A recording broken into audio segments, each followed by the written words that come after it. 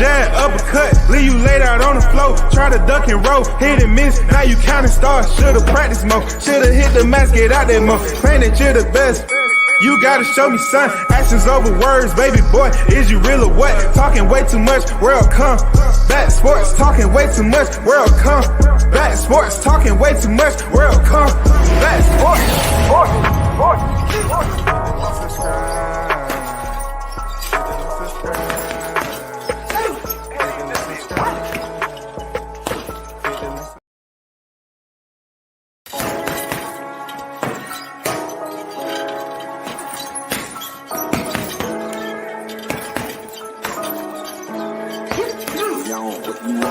Left jab, uppercut, leave you laid out on the floor. Try to duck and roll, hit and miss, now you counting stars. Should've practiced more, should've hit the mask, get out there more. Claim that you're the best.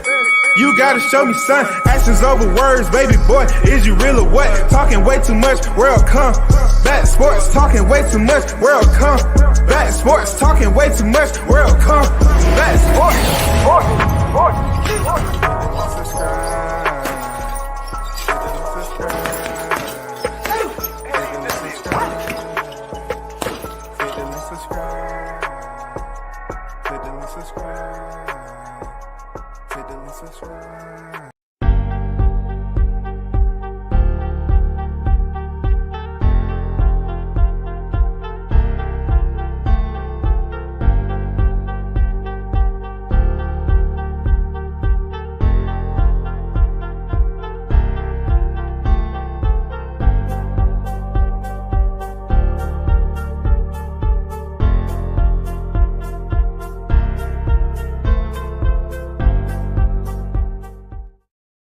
First in the building.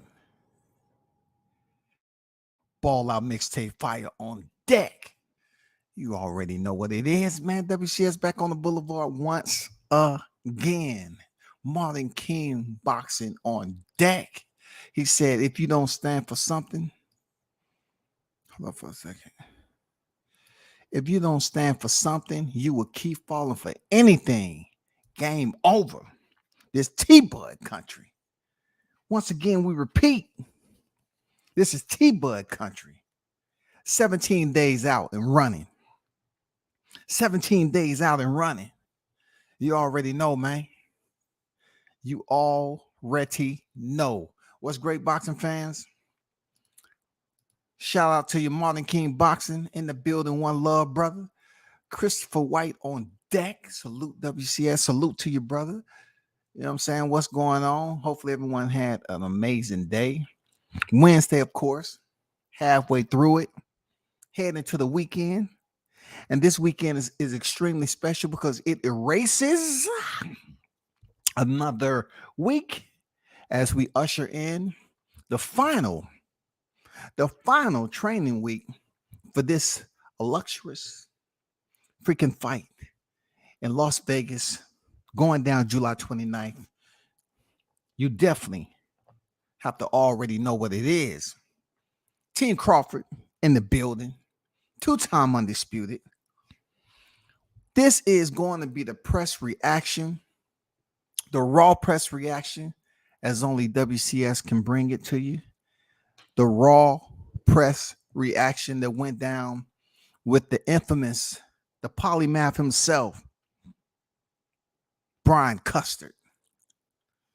You know what it is. Skills from New Orleans. Salute to you on deck. What's good, brother? Big blunts and boxing in the building. What's good, family? The GOAT has arrived. Salute to you. NO is in the building. Let's go. Let's get it. I hear you. You know what I'm saying? We in the building. Don Bond is on deck. Salute WCS in the chat. In the building for another one. You know how we do over here. You know how we do, man. Stop playing. Did you all catch Errol say the Hall of Fame doesn't matter to him? He's not coming in here to win. Hey, we're gonna We're gonna touch on all that because yes, I did happen to hear that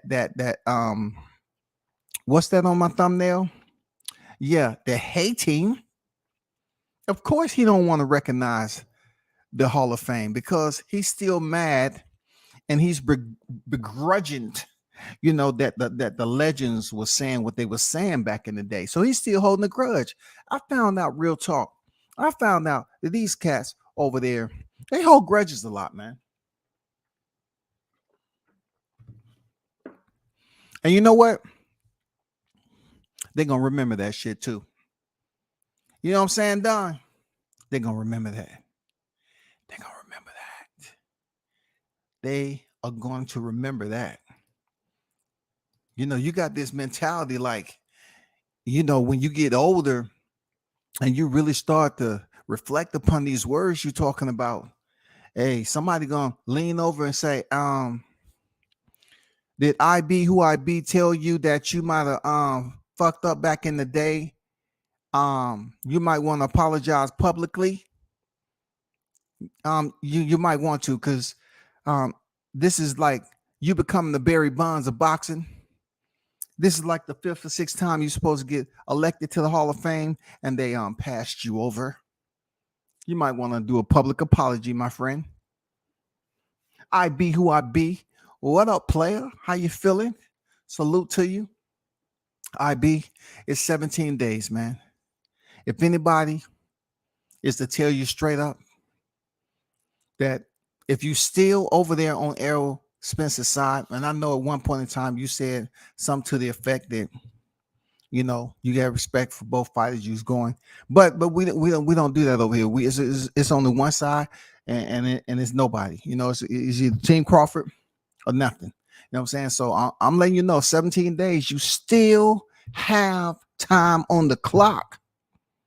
IB, you still have time on the clock to cross the street. Come on over, Shawty. Come on over, IB, man. Come on, man. Don't stop wasting all that time over there, man. Bill's Boot Camp in the building. Salute, fam. Salute to you. What it do, my brother? I'm petty as ASF. I learned from WCS. Nah, dog, don't put that off on me, man. I'm here in my age to mentor as much as I possibly can. Don't tell me that habits that you have assumed and taken ownership of, especially when it comes to being petty, that you're going to put the blame on me. I shall not take culpability. Absolutely not. You have to do that on your own. You know what I'm saying? You have to do that. But I will say, Don, I do see your comments now. You have picked up. You have shifted gears. I ain't going to lie. You have became petty for wherever you got it from. You have became petty. So my only thing, I hope, is not disrupting your household or you pissing off some of your coworkers. I'm not trying to do that, bro. I'm serious. I'm not trying to get you in any type of legal problems where you have to, try to attempt to call me collect. And I'm like, I don't pick up collect calls. You know what I'm saying? I don't post bond for people. Petty bonds at that. I don't do petty bonds. Errol doesn't like that Hall of Fame because he's not getting in. Oh, man, you should have put about 3 or 4 more emojis on that, man. He said Errol doesn't like the Hall of Fame because he's not getting in. How petty are y'all? Damn, I tell you, it keeps getting worse and worse as close as we get. Damn, dog. It keeps getting worse and worse, man. He said Errol don't like the Hall of Fame because he's not getting in, y'all. I don't know how to take that. I think that right there is petty also. You know what I'm saying? We got the pettyitis, the pettydemic. Should we call it the pettydemic? You know what I'm saying? The pettydemic. Do we have the pettydemic? Shoot, man. This stuff is goddamn infectious over this motherfucker, dog. I hate calling them backwards, but they want the money, but play dumb as hell. They hate calling them backwards. It's slipping my mind. It's slipping my mind. Errol sound like he has many nights. Give him some NyQuil. Man, we definitely gonna touch bases on a lot. The full pledge, reaction as much as I possibly can. Unfortunately today, man, I was supposed to have went on earlier, but I had a situation that take place with, this local security guard, man, because some people be doing too much. You know what I'm saying? I just happen to be getting some gas, and before I know it, shit, I fucking nodded off. Real talk, I nodded off, man, and I couldn't tell which was reality or what was, when I was asleep or whatever. I don't know. I just crashed out. So I guess, security guard, somebody told the security guard, he came and knocked on my window and shit. So I didn't wake up immediately. And then knocked on my window. I woke up, let my window down. And then I noticed right away, security guard say, "Sir, you okay? You okay? You okay?" I said, "Yeah, I'm straight, man. Damn, you didn't have to knock on the window." He said, "I was knocking. It seems like, you was kind of knocked out. I didn't know if you was having a health condition or anything like that." I say, "Damn, you good at what you do. Seriously, you good. I respect that." He said, "What you mean?" I said, "I did have a health condition. Before I goddamn dozed the fuck off, I usually don't happen. I was listening to this press conference. I was listening to the first half of it." He said, "You was?" I said, "Yeah, Errol was on that motherfucking before I knew. I just motherfucking dozed the fuck off." He said, "Oh, now it makes sense. I got it." I said, "I apologize, bro. Real talk. I respect you for doing your job and everything. But next time, don't bang on my fucking ride, dog. For real. You know what I'm saying? It might get physical, but whatever you do, I don't know what time you get off work, but wait till you get home and watch the presser. Don't watch it while you in there. Wait till you get home, the first half of it. Wait till you get home first, because that shit will put you to fucking sleep quick. I'm talking about quick. That shit is anesthesia mixed with some motherfucking gas, some of that laughing gas or whatever that gas they give you, that chemical shit. Man, that air that they give you in the dental office, that helium or whatever. Listen to Errol Spence talk today lets me know he wasn't on his brain food. They didn't give him the 5-hour energy. He's getting too close. And plus, y'all want to hear another one? He's in Vegas right now. He's not at home no more. He's not at home. So it's a lot that's going on with him, dropping in. He's there already because he didn't want to go there for Frank Martin and then go back. So he decided to just stay where he was. But yeah, man, I had a situation, and luckily it didn't turn too bad. But I remember, riding, and I was listening to this shit through Bluetooth. And I'm glad I stopped at the damn Quick Trip for real. And I was standing because I would have ended up hitting somebody in the back, rear ending them, because I'm trying to think a little bit more than I need to. I was like, I'm trying to interpret what the fuck I'm listening to. Like, what the fuck? And then a shout out to Blunt. I think he had sent me. It might have been somebody else. I forgot. But somebody sent me the Derrick James interview. I said, I can't do this shit. I can't do that. No, these niggas trying to kill me, dog.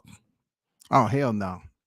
Somebody sent me the Derrick James freaking, presser. I said, oh, I can't do motherfucking Spence and then go right to Derrick James. And then they told me, hey, whatever you do, listen to Crawford last. Listen to Crawford last. I said, all right, I don't know what they're talking about. Listen to him last. And now I figured it out, but not without the security guard knocking on my motherfucking window and damn near about to cause a scene and shit.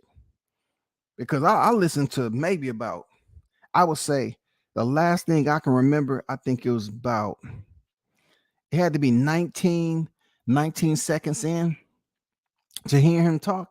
I was out like a light, bro. I ain't gonna lie. I was out like a light. Fuck it. I'm not doing that again, period. And I must give warning to my listeners, right?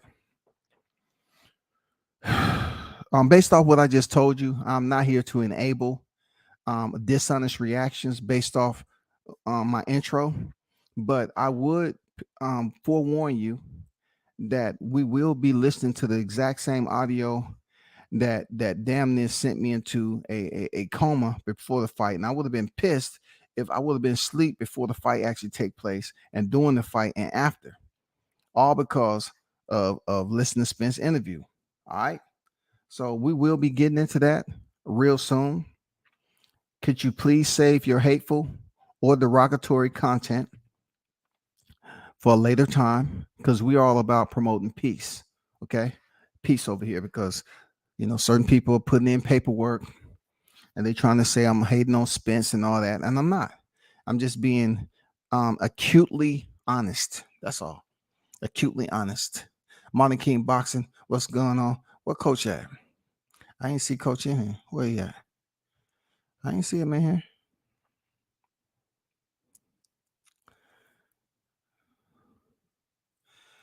Oh, okay. I see what you said. Martin King. Love, but I'm still rocking with Spence.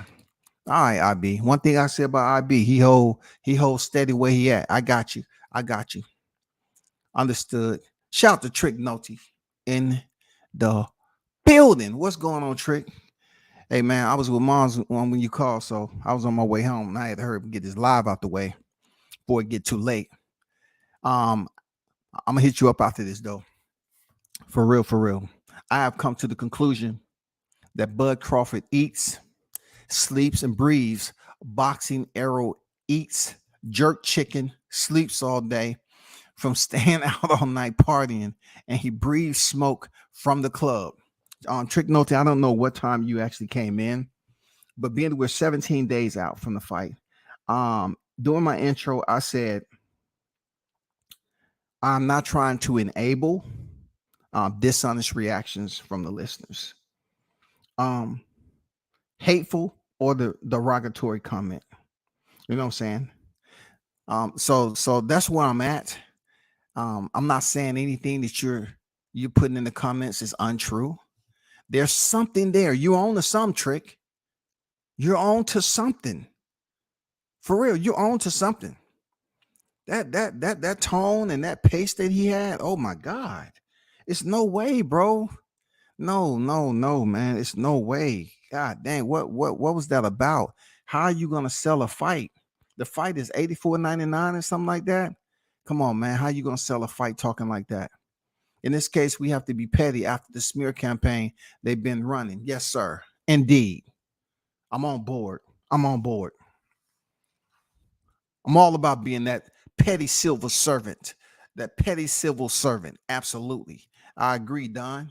You know what I'm saying? I agree.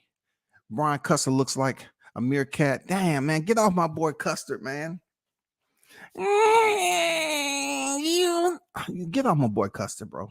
Come on, Trick. Get off Custard, man. We all know right now he's an Errol Spence fan, but he cool people, man. He cool people. But he definitely an Errol Spence fan. No doubt about it. He has to stay locked in on the home team. Who signs the check? Real talk. You know what I'm saying? Derek let Brian Custer in the gym to do some sparring. So he got to give them that love. He got to show them that love, man. Shout out to Juice Lee in the building. Spence clearly got a caloric deficiency, trying to make weight. Buddy nearly fell asleep on the call. Bud in 6. Man, first of all, Juice Lee, like I've warned you previously, my brother, I don't know where you've picked up this habit, but can you just stick to the $1 and $1.25, $1.50 words? When you attempt to insert words in the chat that may not be comprehended by strays, aerosexuals, they may attempt to submit content, administrative content to YouTube complaining that they wasn't properly able to transcribe what you were saying. Okay, if you just would have said calorie, then it would have been basic, and they would have said, "Oh, okay, all right, he got a point right there." But you want to dress it up and make it all fancy, man, you got to pick a time and a place for that shit, that juice. You know what I'm saying? You got some people they get mad when they got to type shit in Google. Shit, what's that shit he talking about? What the fuck? God damn, why he just didn't say calorie? Damn, dog, 17 days out, man. I'm fucking pissed. Damn, I didn't know this. I'm motherfucking 40 some years old. I didn't know this when I was 4. Shit, man. Y'all are being extremely petty. And unfortunately, it's gonna only get worse as we get close to the fight. Real talk. I'm cool with y'all Spence fans backing him. We're gonna kill a fish, bro. This is inevitable. It is. Be chill, Martin King. Inevitable. Chill now. We ain't writing scripts now. We want everybody to be able to tune in and comprehend now. You know what I'm saying? You know how people get. They start saying, oh my God, don't go over there. Yeah, it's just too much. Get an interpreter, please. Or have an open tab, dictionary.com, and another search engine for you to get the pronunciations of these words that they're putting in there. I'm just putting it out there, people. Young Charlie Guap is back in the building, y'all. I don't know how to receive his presence. You know what I'm saying? After witnessing what he did last time he was in the chat, but please let the brother live. You know what I'm saying? He's admitting that he's a Spence fan. He say, I dozed off, woke up, Bud was on. Okay, I can respect that. You know what I'm saying? But I'm still feeling some type of way because the people who sent me the video, they did warn me, but I didn't think it was going to be that severe. You know what I'm saying? I didn't think it was going to be that severe. I started to just go up there and yank the damn the nozzle out of the thing and just start pouring the gas on my head and shit to wake up. You know what I'm saying? I felt my life was in danger. For real. Everybody says you got me with that one. Errol, a real knockout. Hey, man, y'all better get off the way he was doing his interview, man. Come on now. Some things require patience. You know what I'm saying? But that shit wasn't a virtual, goddammit. Fuck that. What's the deal with the fam in the chat? How y'all doing? What's good? I mean, just trying to wake up a little bit. That's why I haven't really jumped into the video, the blunts. I had to wake up a little bit. I had to get in the groove because when I listen to somebody, it's sounding like that, man, and they trying to promote a fight, and no, dog, it's not good. No said I tried to be an adult about it, but I love boxing and support Bud too, much to let the other side continue to spew toxic garbage. That's what they've been doing, man. You know what I'm saying? They don't even want the truck no more. They just rather walk through the street just spreading garbage, man. You know what I'm saying? It's up to us to keep the shit sanitized and policed. That's what we're here to do. We're here to spread the good word because for months and months and months, these aerosexuals and those other casual entities was running a smear campaign on the champ. We was up here, spreading good word and faith, letting people know that we intend to see Bud Crawford become two-time undisputed, two-time undisputed world champion. That's what we're talking about. Not all these lies, and then the champ got to come out his comfort zone and damn check motherfuckers. You know what I'm saying? He got to come out his comfort zone and check motherfuckers, man. Penis heads like this. You know what I'm saying? Mr. Circumcision himself, where Terence Crawford had to say, no, you don't. Stop the cap for the media. All you do is lie and hate on me. You're a sucker. And see, that's why the chat is the way they is, man. Because we pay close attention to the damn rhetoric and bullshit that was put out there. You know what I'm saying? Seriously. But Stickum Boys Fishing the Sport is on deck. Salute my people. Salute WCS. Salute to your brother. Let's get into this video because as late as it get in the nighttime, seriously, I care. I care about y'all. So I'm not trying to have y'all go to sleep and you doze off and you go right into a nightmare. Some of y'all might be coming home from work. Y'all might be at Popeyes in the parking lot, eating that chicken while you're listening. No matter how it is, I'm not trying to put you to sleep because you know that Popeyes tea, that shit can put you to sleep while you eating that chicken. So you combine that, hearing Errol Spence talk in the first part of this video, that shit can be tragic. Let's get it. Tickets for this mega fight are available, but they're going very fast.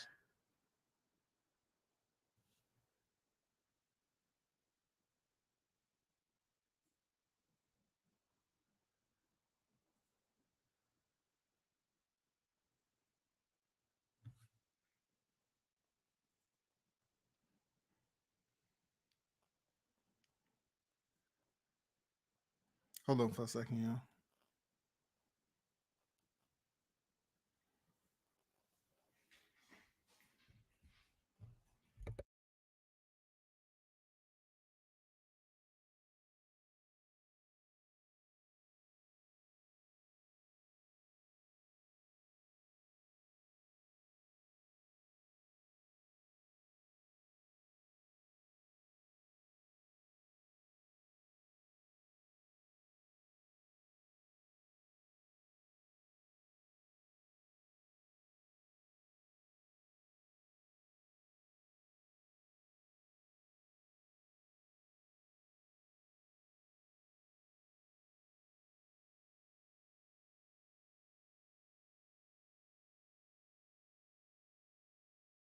Financial security for our families. If you to me, big picture, I remember when we had Tank Davis and he was getting ready to fight Garcia. He said, "Listen, this is the fight where we're risking it, and I'd like to, start things off by saying, hey, look, I want to take big fights and against people who they think should be fighting one another, but I believe that the winner of this fight will be the new face of boxing. This fight is on another level. So in your opinion, what do you think this fight does for Errol Spence Jr.? What does it do for the sport of boxing? I think it does a lot for the sport of boxing. So more people are gonna be, ready to face each other. And I think this fight is just, Tank and Ryan, great fight. Two great fighters. Hold up. Wait a minute. Okay, Errol, you're not being honest once again. You said Tank and Ryan, two great fighters. Did y'all hear that? You know how I'm gonna peel back the motherfucker. Did you just hear what he said? He said Tank and Ryan, two great fighters. No, you maybe Tank in a sense. You know what I'm saying? And what he's doing will be considered as such. But you trying to say Ryan Garcia, who is an interim belt holder, you're giving Ryan Garcia the great status, but you won't give Terence Bud Crawford the great status. You won't put that great tag on Terence Crawford, but you'll put it on Ryan Garcia. Why? Because he's training over there with your coach now? Man, get out of here with that. Get out of here. Young stars, and they got great crossover appeal.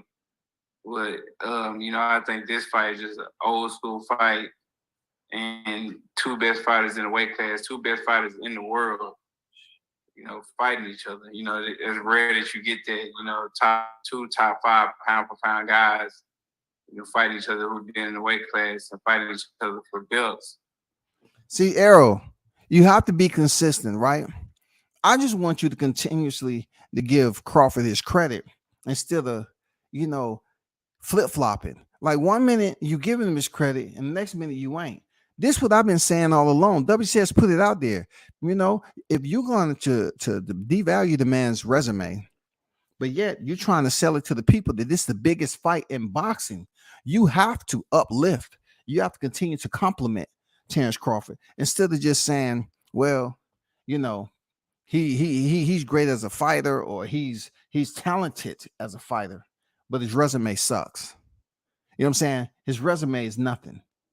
No, you have to learn how to wrap that gift up and put the bow on it at the end.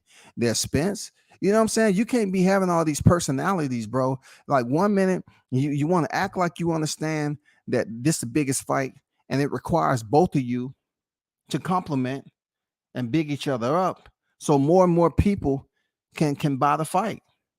You know what I'm saying? But you can't be sometimey with this shit. And not just build all the builds. So I feel like this has a lot of history to it. First time undisputed at welterweight, and you got two old school fighters who really gonna go in there and go give it their all. So just to correct you, just like Terence Crawford corrected Derrick James. Okay, there, Errol. Is this indeed first time undisputed at welterweight? Consensus in the chat. Did Errol say this is the first time undisputed at welterweight, or it was too much energy for him to basically clarify what he meant? Because I find that to be a bit untrue when you're talking about the first time undisputed at welterweight. Do you and your coach don't watch boxing, or just your coach? Because I don't heard him say it today. But do you watch boxing too? I'm just saying, I mean, what is it? Are we talking about it's the first in the 4-belt era or what? Because you need to let us know, man. Just like you remember everything negative about Crawford, you need to let us know what you meant exactly when you're talking about this is the first time.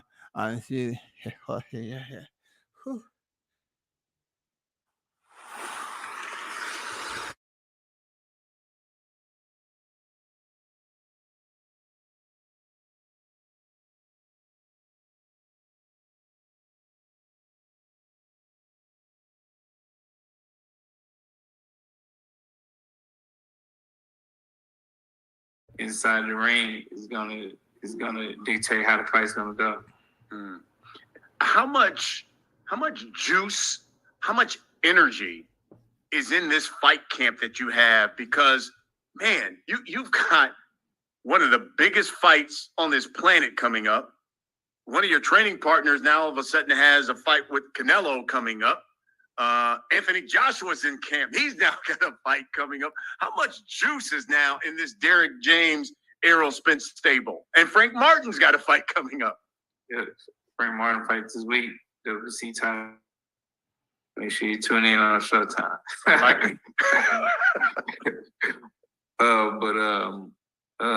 mean, it's a lot. I mean, we all kind of push each other, even just indirectly. Cause at this time right here, those of you that's in the chat, the listeners, try your best to work on your breathing, to get oxygen to the brain. This is where you might find yourself, your eyes closing. Okay. You know what I'm saying? You may catch your tongue in between your teeth. I don't want you seriously injuring yourself, but be extremely careful at this point in the interview, because you can doze off and become extremely a victim of the land of Nod. Sparring, and Anthony Joshua might walk in the gym, or Frank might walk in the gym, or they sparring, I might walk in the gym, and we watch each other work, and just naturally, you're gonna either try to work a little bit harder, or, you're gonna be, really working because another top fighter watching you and trying to, see how you work, and you don't want to be, corny as lazy or a guy that don't train hard. So you're gonna put the work in.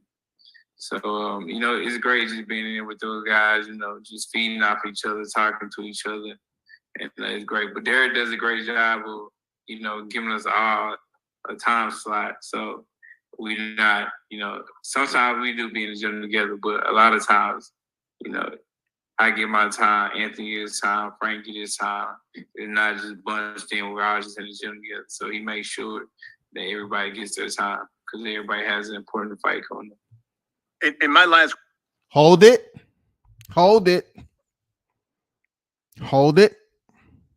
They have separate times. But once again, I want to take a little bit more time for you all in the chat. Okay. Inhale. exhale. Okay, I know that was tough for you all. Real talk. We're going to try to walk through this together. We're going to try to get through it. Okay. I want you to pretend like you are awake. That's a mind game shit, psychological mind game that I'm trying to implement, doing this segment.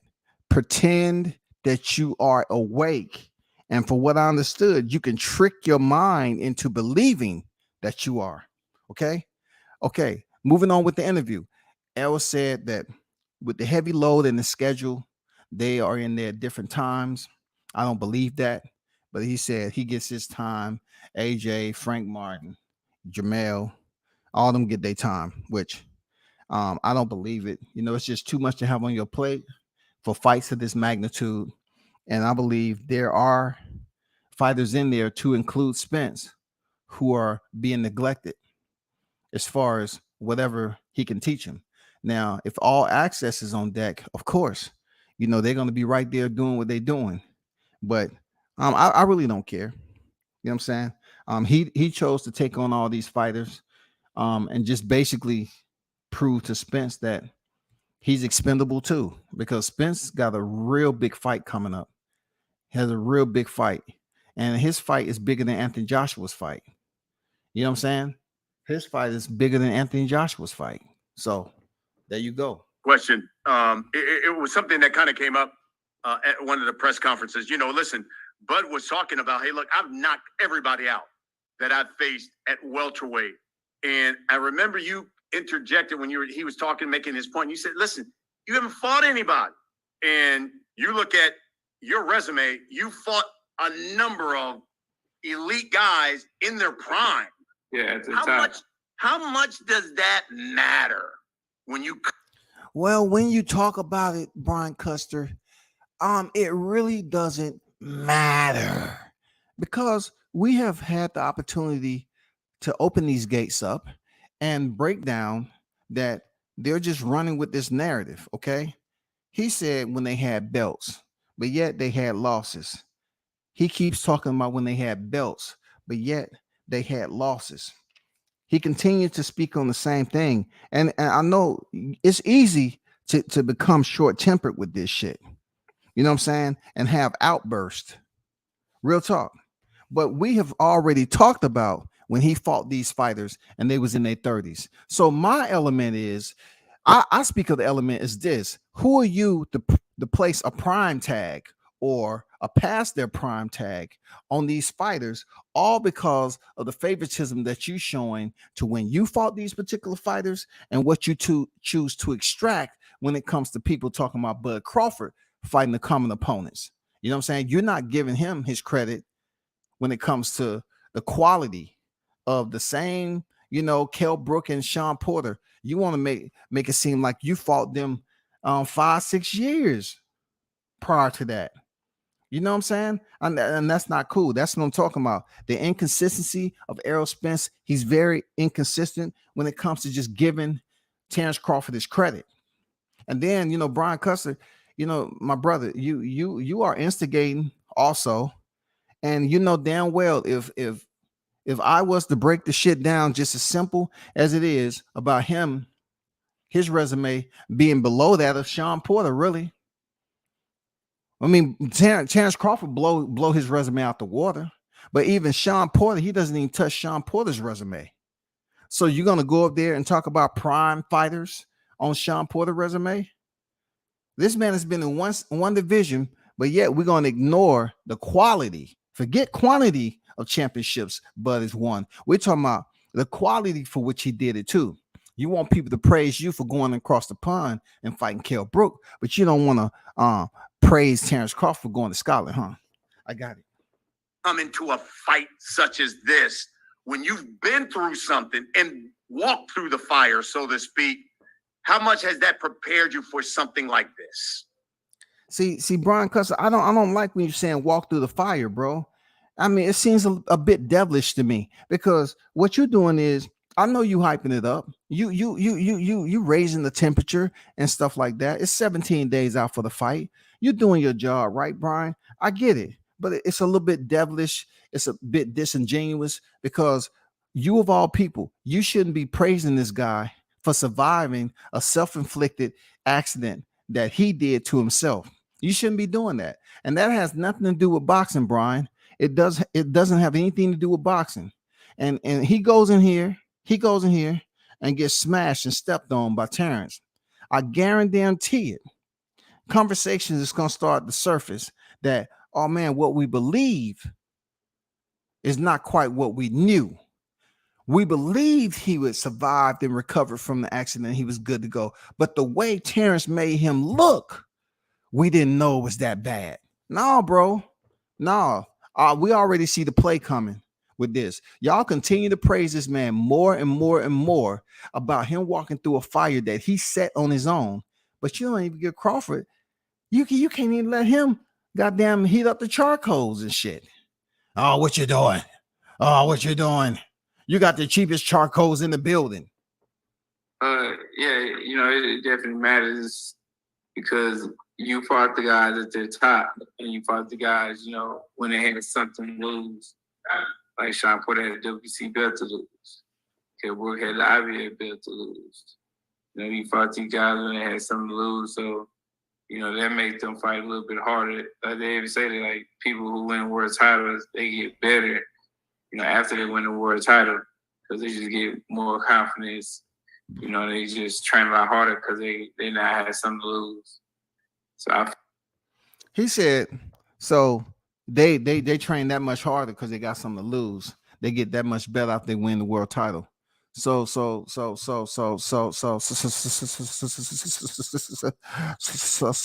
happened to DSG again? What happened to DSG? What happened to DSG again? Because how did he get better in the welterweight division? Because when he faced Keith Thurman scooped up that belt. And then Keith Thurman went on hiatus because he had, some injuries here and there. And then somehow that belt was floating around and Danny Garcia had the opportunity to come back around and fight his belt again. And Sean Porter to be able to fight for the WBC again. You know what I'm saying? I mean, fight for a title again. How did Danny Garcia get better? And then Yordenis Ugas, not too long prior to facing Errol Spence, he was able to go in there and beat, the Manny Pacquiao. You know what I'm saying? You know what I'm saying? He beat Manny Pacquiao. So what was his motivational level at? Did he get better enough to go in there and get the victory? You know what I'm saying? Over Errol Spence? What was to get better? Who was getting better? That kind of contradicts a lot. The WCS about to hit you with a mallet, Spence. So pretty much you trying to tell me Kell Brook won the title by Sean Porter, and all I heard you do is not give this man credit for even being anywhere close to what he was when he went in there and won the title against Sean Porter. You don't give that man no credit. You still talking about that once he fought you, he went up 2 or 3 years and he fought at 154 and then he weight drained himself. But I thought you just said once you win a title, you get better. Which one is it? Do you win a title and get better? Or you just win a title, you lose it because he fought the better competition, and then you're a shell of yourself. You need to make up your mind with this now. Make up your mind, big dog. Like I fought them, at their best. If they wasn't at their best, they probably was a top down from their best. I just feel like time is everything, and that's why I said Tyron has the best matchmakers in boxing because he fought them, when it wasn't good, like hater. Somebody call this hater for what he is, because he keep on talking about Top Rank had the best matchmakers, right? But yet and still, he keeps trying to sell to the people that he fought his opposition at the best time. When we know the very same fighter he's about to mention, right when I hit play again, is Kell Brook.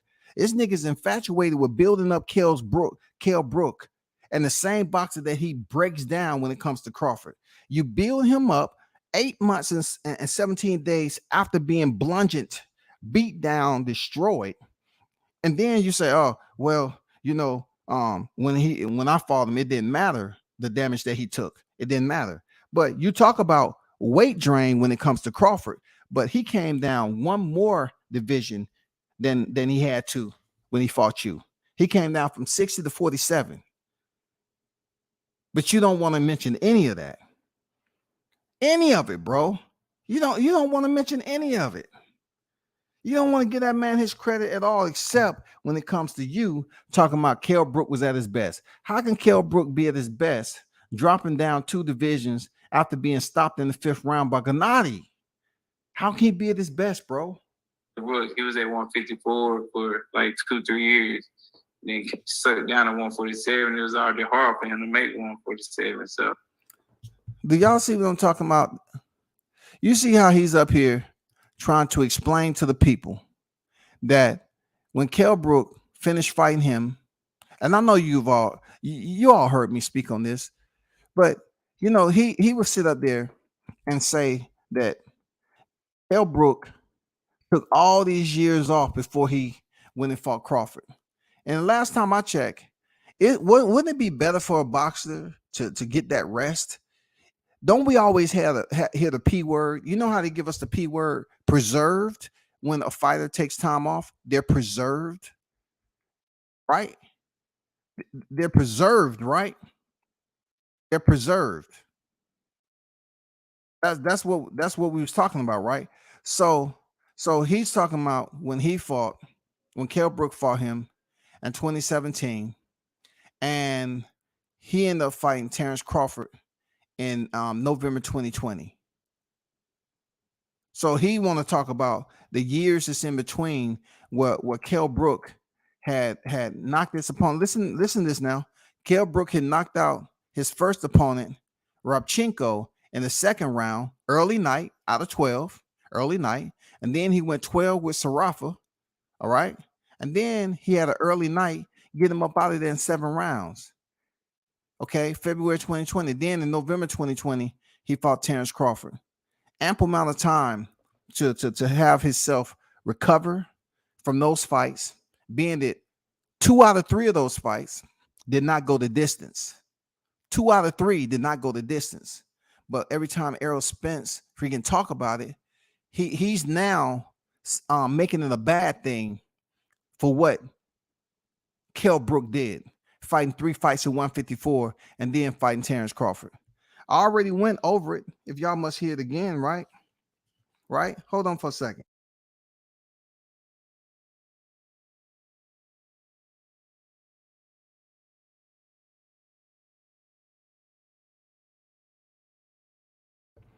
Kell Brook, once again, Kell Brook, when he fought Errol Spence, right?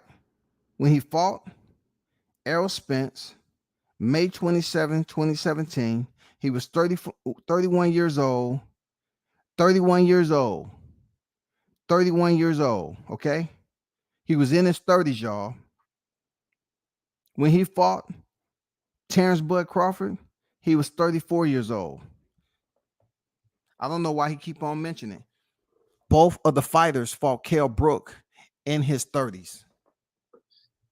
You know, it's just things like that I feel like, you know, circumstances that helped him, you know, beat those guys when I beat them, you know, at their best and at their peak. But I feel like still, once we get in the ring, you know, it's going to be all about, you know, our abilities and what we can do. And I want to let the listeners know. He say when he beat them when they was at their peak. How can you validate a fighter being at their peak? You're not in a position as a professional fighter yourself to basically put a stamp on a fighter and say you're at your peak right now. You cannot do that, Spence. You can't put a stamp on somebody and put them in you know, on the shelf and say you're at your peak right now. This is it. You're at your peak. Because right now, the last time I check, isn't Spence 33 years old? Isn't Spence 33 years old? Am I right or wrong? So if Spence is 33 years old and he fought Kell Brook when Kell Brook was 31 years old and you fought him at his peak, that means you're past your peak.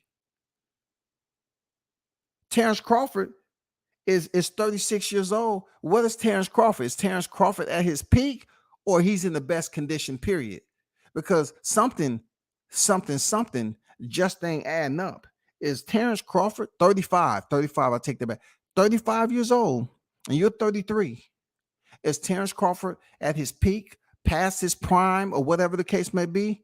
And if you fought Kell Brook at 31 years old, are you at your peak, being that you're 33 years old, stepping in the biggest fight of your life? Which one is it? Hey, y'all need to try to determine that in the chat, because this man said Kell Brook was at his peak at 31 years of age, but clearly Spence is 33 years old.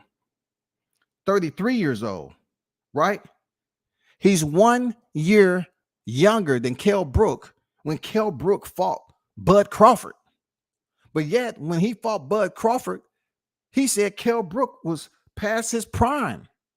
So you trying to tell me at this point in time, with everything that went on with you, Spence, everything that's went on with you, the numbers ain't adding up. Because even though you had about 3 fights in the last several years, I'm looking at the age, brother. I'm looking at the age. When Crawford fought Kell Brook was 34 years of age, 1 year older than you. So that means you were saying he was a shell of himself and he was past his prime. But yet you're 33 years old. You're older than Kell Brook when he fought you. How does it all add up to make sense?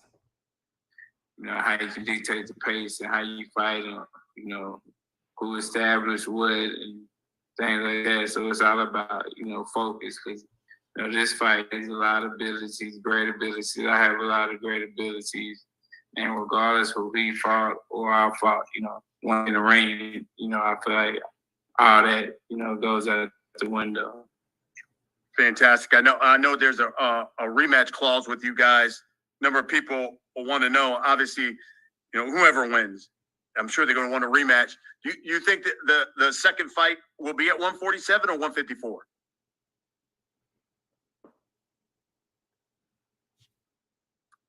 There you go. All right. So just because y'all didn't hear anything, like I always mention to you all, nonverbal cues are like at 65-70% of communication. So being that we was on an actual Zoom with Brian Custer, right? We, as in the boxing fans listening in, Terence just raised up his hand like he didn't say anything. He, you know, whatever. I don't know about the rematch clause. I don't want to speak on it. So that was the first time that Brian Custer asked it in this interview, because immediately after this, he's gonna basically run that same question by Terence Crawford, and you're gonna get an actual verbal response. But for Errol Spence, he just gave a nonverbal cue, you know, like I don't know. But you're gonna see exactly why there's a lot of people that's going for Terence Crawford based off his confidence as a fighter, and how he's been able to address the listeners and the boxing fans doing his promo tour. You know, all the promo tour or the interviews he's been a part of, he's did an outstanding job. I still remember the haters, right? This is why I worded my thumbnail the way it did. You feel me? You know what I'm saying? I worded my thumbnail, the hated versus the haters, the hated versus the hater. You know what I'm saying? It's a reason for that. I know there are a number of people from the media who have questions for you. Let's get right to them. Andrew Roberts is with us as well from Swanson Communications. Andrew, let's let members of the media ask questions there to the unified champ, Errol Spence Jr.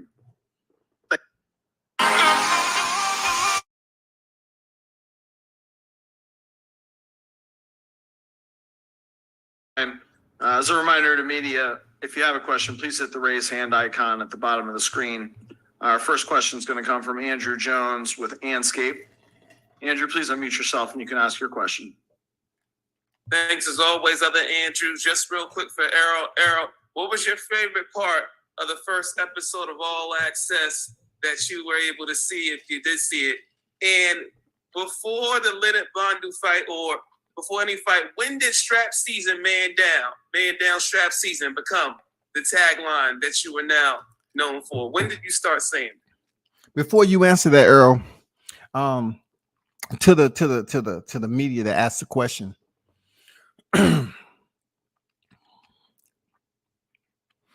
You should have asked him when did the thought process come in about him taking the easy route. I would have respected the question a little bit more. I really don't care about strap season because it was really never a strap season when you're taking the easy route. You should ask him. So when did it when the thought process came up about the easy route?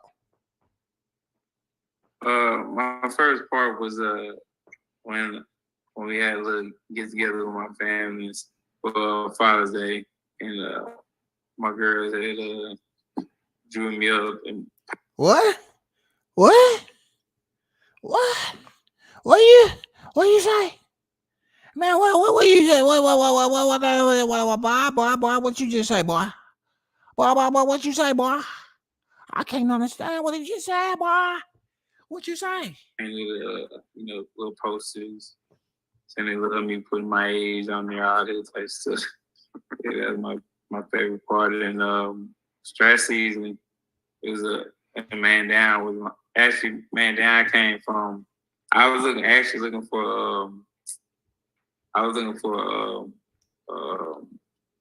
something to put on my Instagram as like the title or whatever. And I was just going to the song. Then he said, "Shots fired, man down." And I had to put that on there. And then I had hashtagged it.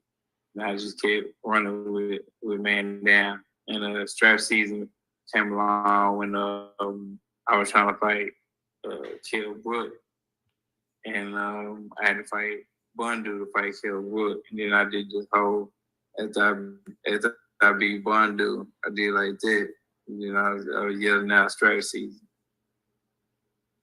Wow. Once again, audience, please, listeners, can you please take in a deep breath, lean back in your chairs, not too far back. Take your right hand. Okay. Exhale. Inhale once again. Deep inhale. All right. Hold it. Take your right hand. Slap yourself in the face to wake the fuck up. Go ahead. Do it. Go ahead. Do it. Do it again. That right there should keep you awake the remainder of this interview. Okay. Now, I was not trying to enable any type of physical abuse or for you to basically delegate in self-inflicted slaps to the face for punishment. No, I was actually trying to wake you up and keep you awake. Okay. Because it might get a little rough for you. That's all I'm saying. He just explained what strap season was. I see myself nodding off. I had to catch myself. I said, you're not going to do that to me again. Y'all be very cautious, man. All right, perfect. Thank you, Errol. Thank you for those questions, Andrew. Our next questions are going to come from Manuk Akopian with the LA Times. Manuk, please unmute yourself and you can ask your question. Errol, you mentioned that you already moved camp to Las Vegas 3 weeks before the fight. Was the move designed to accommodate Frank Martin's fight schedule this Saturday in Vegas, or did you feel that for a fight of this magnitude, it was necessary to train away from home in order to prepare? Yeah, basically, Frank was already, you already know, he fighting this Saturday. And they was going out there, and I was like, I might as well go out there too. So, I was like, I'm just going to stay out here instead of going out there and then coming back when Frank fight and then leaving again a week later. I was like, I'm just going to stay in Vegas for the whole 3 weeks. So, lacking organization or the P's that I talk about, prior planning prevents piss poor performance. They just up and said, yeah, go out here and go to Vegas and I'm gonna stay out here. You know what I'm saying? This is a huge fight. So I just haven't heard that on Crawford's side. They up in the clouds, Colorado Springs, man, elevation, all that shit. They pretty much locked in to what isn't broke. So they ain't trying to fix it. So they've been there before, working in the elevation. And Spence want to come out here ahead of time. You know what I'm saying? Ahead of time in Vegas. And I just hope that he get the training that he's able to get in this type of humidity and weather or whatever the case may be. You know what I'm saying? I hope it works out for him. But I would rather it been a little bit more better planning for Team Spence in wake of this huge fight July 29th. You know what I'm saying? Everything else he talks about, you would think it'd be better planning. And you just wouldn't say, well, Frank is fighting out here, so I'm just going to go out here and hang out too. I don't know if he should have been out there that long. But, hey, man, to each his own. Thank you. All right. Thank you, Manuk. Our next question is going to come from Robert Littall with Black Sports Online. Robert, please unmute yourself and you can ask your question. Hey, Errol, nice to talk to you again. The question I had for you, you kind of actually answered it a little bit, is initially you and Derek James were kind of just you two was kind of you against the world, and now he has like this stable of excellent fighters. How has that made you a better fighter being around those other fighters? And then the second question I have for you is, how did you know that Bud Crawford never used hot sauce? I feel like being in camp with them, it didn't make me. Being in the gym with them, it had. Hold up, audience, stay with me. Audience, please, everybody, please stay with me. All right, I cannot repeat what I just said about the right palm, okay, and taking a deep breath. So we're gonna do this a bit more gentle. Find a soda, something. Find a soda, a Coke, Pepsi, Sunkiss. Those of you that's more so on a budget, find some Fanta that's on sale or something. I want you to stay with me doing this shit now. These are tough times we have been watching and listening to this shit, right? What I want you to do with that soda, I want you to shake it up. You know, I'm pretty sure you got it out of the fridge. Shake that shit up real vigorously. Shake it up. Okay. We used the right hand last time. We're going to use the left hand. We're going to basically shock ourselves. I want you to take that can, that soda, and I want you to then put it right up where your forehead is at.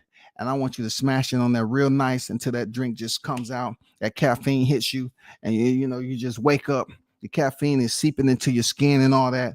That's the drastic measures we got to take. Listen to this interview, okay? This is not to enable physical harm to the listeners. This is only used for awakening purposes. Okay, that's all. It made me a better fighter.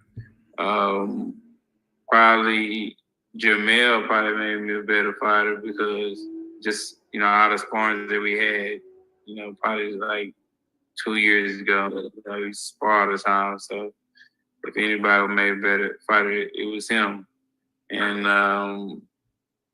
I forget how I knew he ate hot sauce, but yeah, he said it, and then I just remembered it. He ate hot sauce. All right, thanks very much, Robert. Help! Mayday! Help! So, for those of you that actually, is still drinking that soda and waiting for the caffeine to hit, it may not have been enough. Okay. All I would say to you is repeat what just happened again. Get a fresh soda, bring it to the forehead area, bring your left hand back just a slightly, and this time instead of bringing your left hand to the forehead, I want you to basically bring your forehead to the motherfucking soda can at the same time the soda can is going towards your forehead, so it can be much more of a climactic shock value. Okay.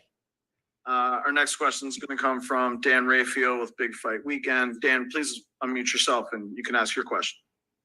Thanks a lot. Errol, how are you today? Good to talk to you. I'm good.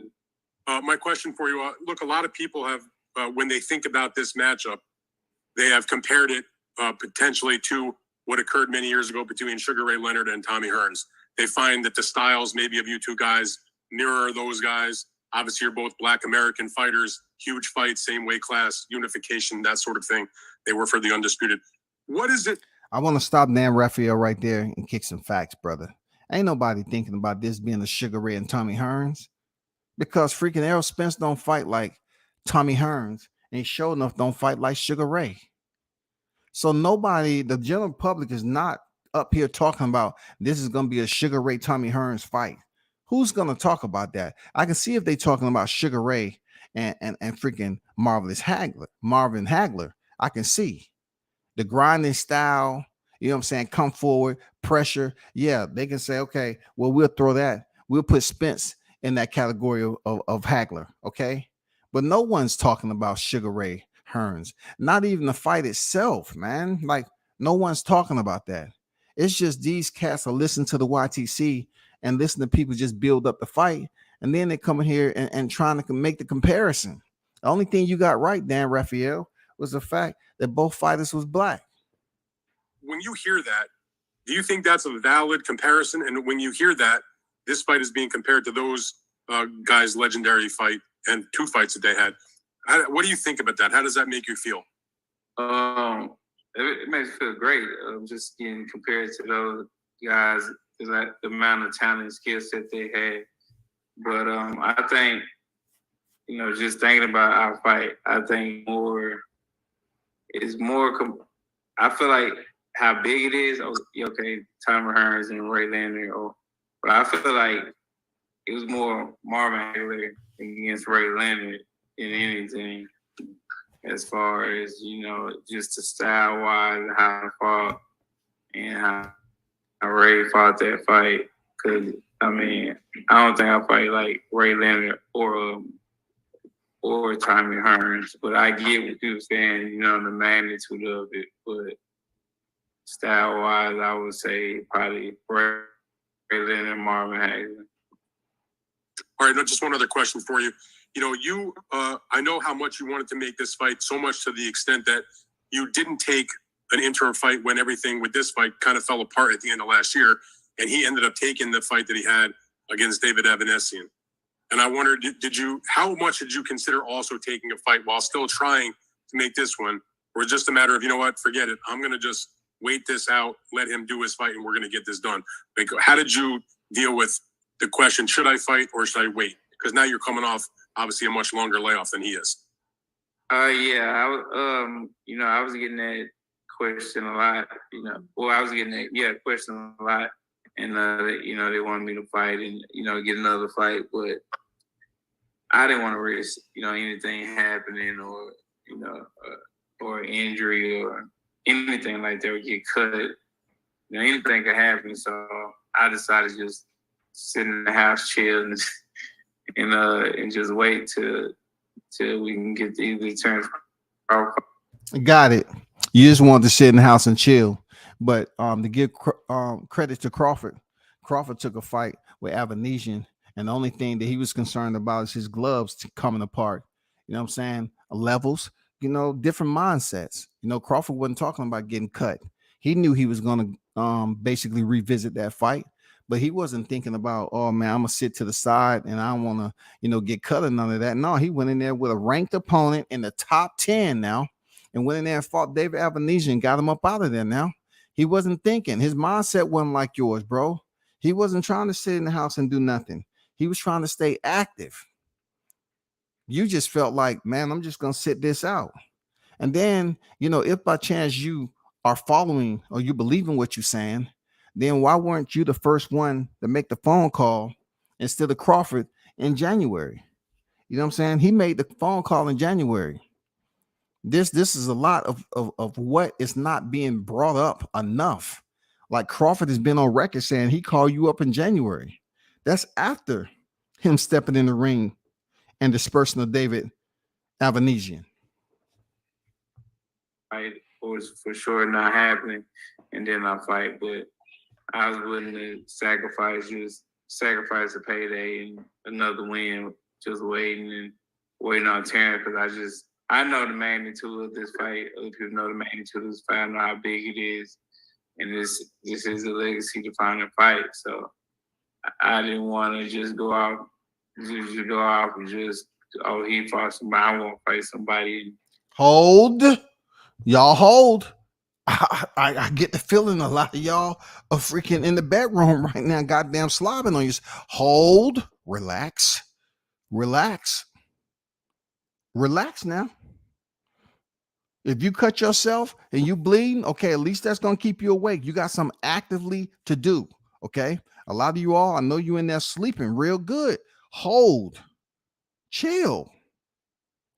Okay. Stay with me. Stay with me. I know it's tough. I know it's tough. I don't want to go to step 5. Step 5 is extreme now. I'm trying to keep y'all healthy. Step 5 is extreme. We're doing away with the soda cans and everything else. We're getting down to a more, physical, damaging, level and trying to stay awake for this. Okay. Be patient. Work on your breathing. I was just putting the ego to the side and was like, I sit around. I just wait on him. So basically, he said he was just going to wait on Crawford. And he also put in there that he was going to give up a payday. Now, correct me if I'm wrong, who was he going to fight again? He was going to fight Keith Thurman, right? So if Keith Thurman really wasn't that top notch of a fighter, because for one, he would have had to go back to his line of defense and say that Keith Thurman was past his peak. You know what I'm saying? He would say, "Oh man, Keith Thurman, he wasn't in his prime no more because Manny Pacquiao beat him." Even though Manny Pacquiao was past his prime and peak because he was 40 years old. But he said he didn't want to collect the paycheck he squandered the paycheck. He just let it go. And so him and Crawford can come back around because he didn't want to get cut or nothing. Why would you get cut? You know what I'm saying? Because it's nobody else is on your level. How can you fight an opponent and get cut? If the opponent is beneath you, right? They're not even considered elite. You shouldn't even went in there with that mindset that you was going to get cut. Who were you going to fight that was going to give you a cut? Who? It shouldn't have been nobody on your mind. You weren't fighting Crawford next. He was in there with Avanesian. So anybody else should have been easy work. All right, great. Thank you for that, Errol. And thank you for those questions, Dan. Our next question is going to come from Mark Lellenwalla with Front Office Sports and DAZN News. Mark, if you could please unmute yourself, you can ask your questions. Hey, Errol.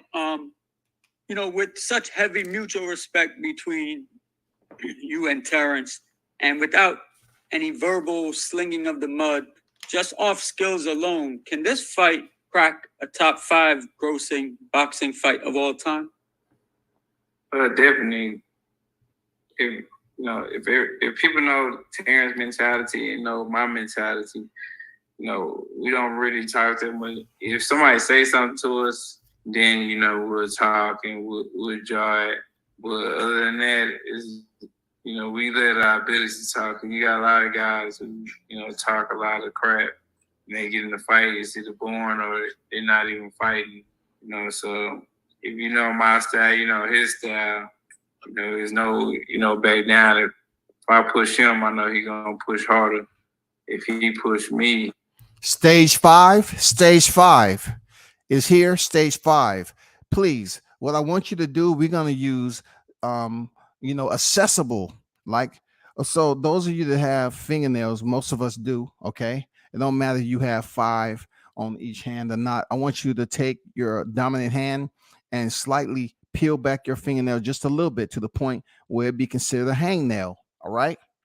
This is stage 5. I told you it's going to get extreme. I want you to take that hangnail and I want you to bring it up to your most dominant eye. And I want you to rake that fingernail across your freaking damn eyeball.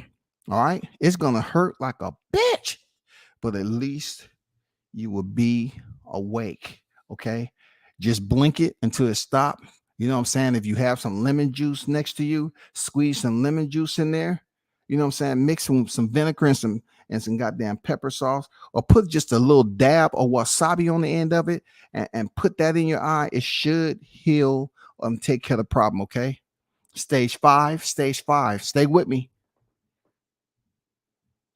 Yeah, no, I'm gonna push harder. So I feel like me and Terence put together. It's just a recipe for a great fight. I mean, we both got old school mentalities, and we both come in the fight. So we got everything online, got everybody watching. We're gonna put on a great show and a great performance. It's just the people gotta want to fight. That's the only way we're gonna get bigger fights and get other guys fighting each other and get the number one versus the number two fighting each other. If, you know, when we fight, people come out and watch the fight, people order the fight. Because, like I say, people in the suits look at it, they're going to be like, man, like, people excited when the top guys fighting each other. People get excited, people want to watch, people want to tune in. But if people not ordering a fight, people not coming to the fight, tuning in, then, you know, why not fight somebody ranked in the top 10 or 15 if I'm going to get paid the same? I mean, like, you showing people when we fighting each other with a risk, it comes a huge reward. Gotcha. One more question. Yesterday the Tyson Fury Francis Ngannou fight was announced. Does that a fight like that do more to help or hurt boxing in your opinion? I mean, Hold. Stage 6. Stage 6 is on deck. Please hold. Hold. Okay. I will not release stage 6 just yet. Please fight through it. Work on your posture, your breathing. Okay. Relax. Breathe in and breathe out vigorously to get oxygen to the brain. Okay. We are trying to help. Look, I am trying to help you get through this as much as I'm trying to get through it myself. I want this to be a team effort. Everyone that's in the building, could you do me a favor? Hit the like button. And while you're hitting the like button, go through the motion just to keep your arm active and your finger active. Okay. Everything is an exercise with this shit. You know, you can rotate back, forth, exercise to stay awake. Okay. This shit is lethal. The shit you listen to is lethal now. I mean, I don't know. I mean, it's an individual thing. I mean, it's definitely gonna fatten his pockets and Francis' pockets too. So I feel like that's more of a money play than anything. That's like Floyd Mayweather and Conor McGregor. So that's more of a money play. So hey, kudos to them for getting the fight done. And I think the belts, I don't know,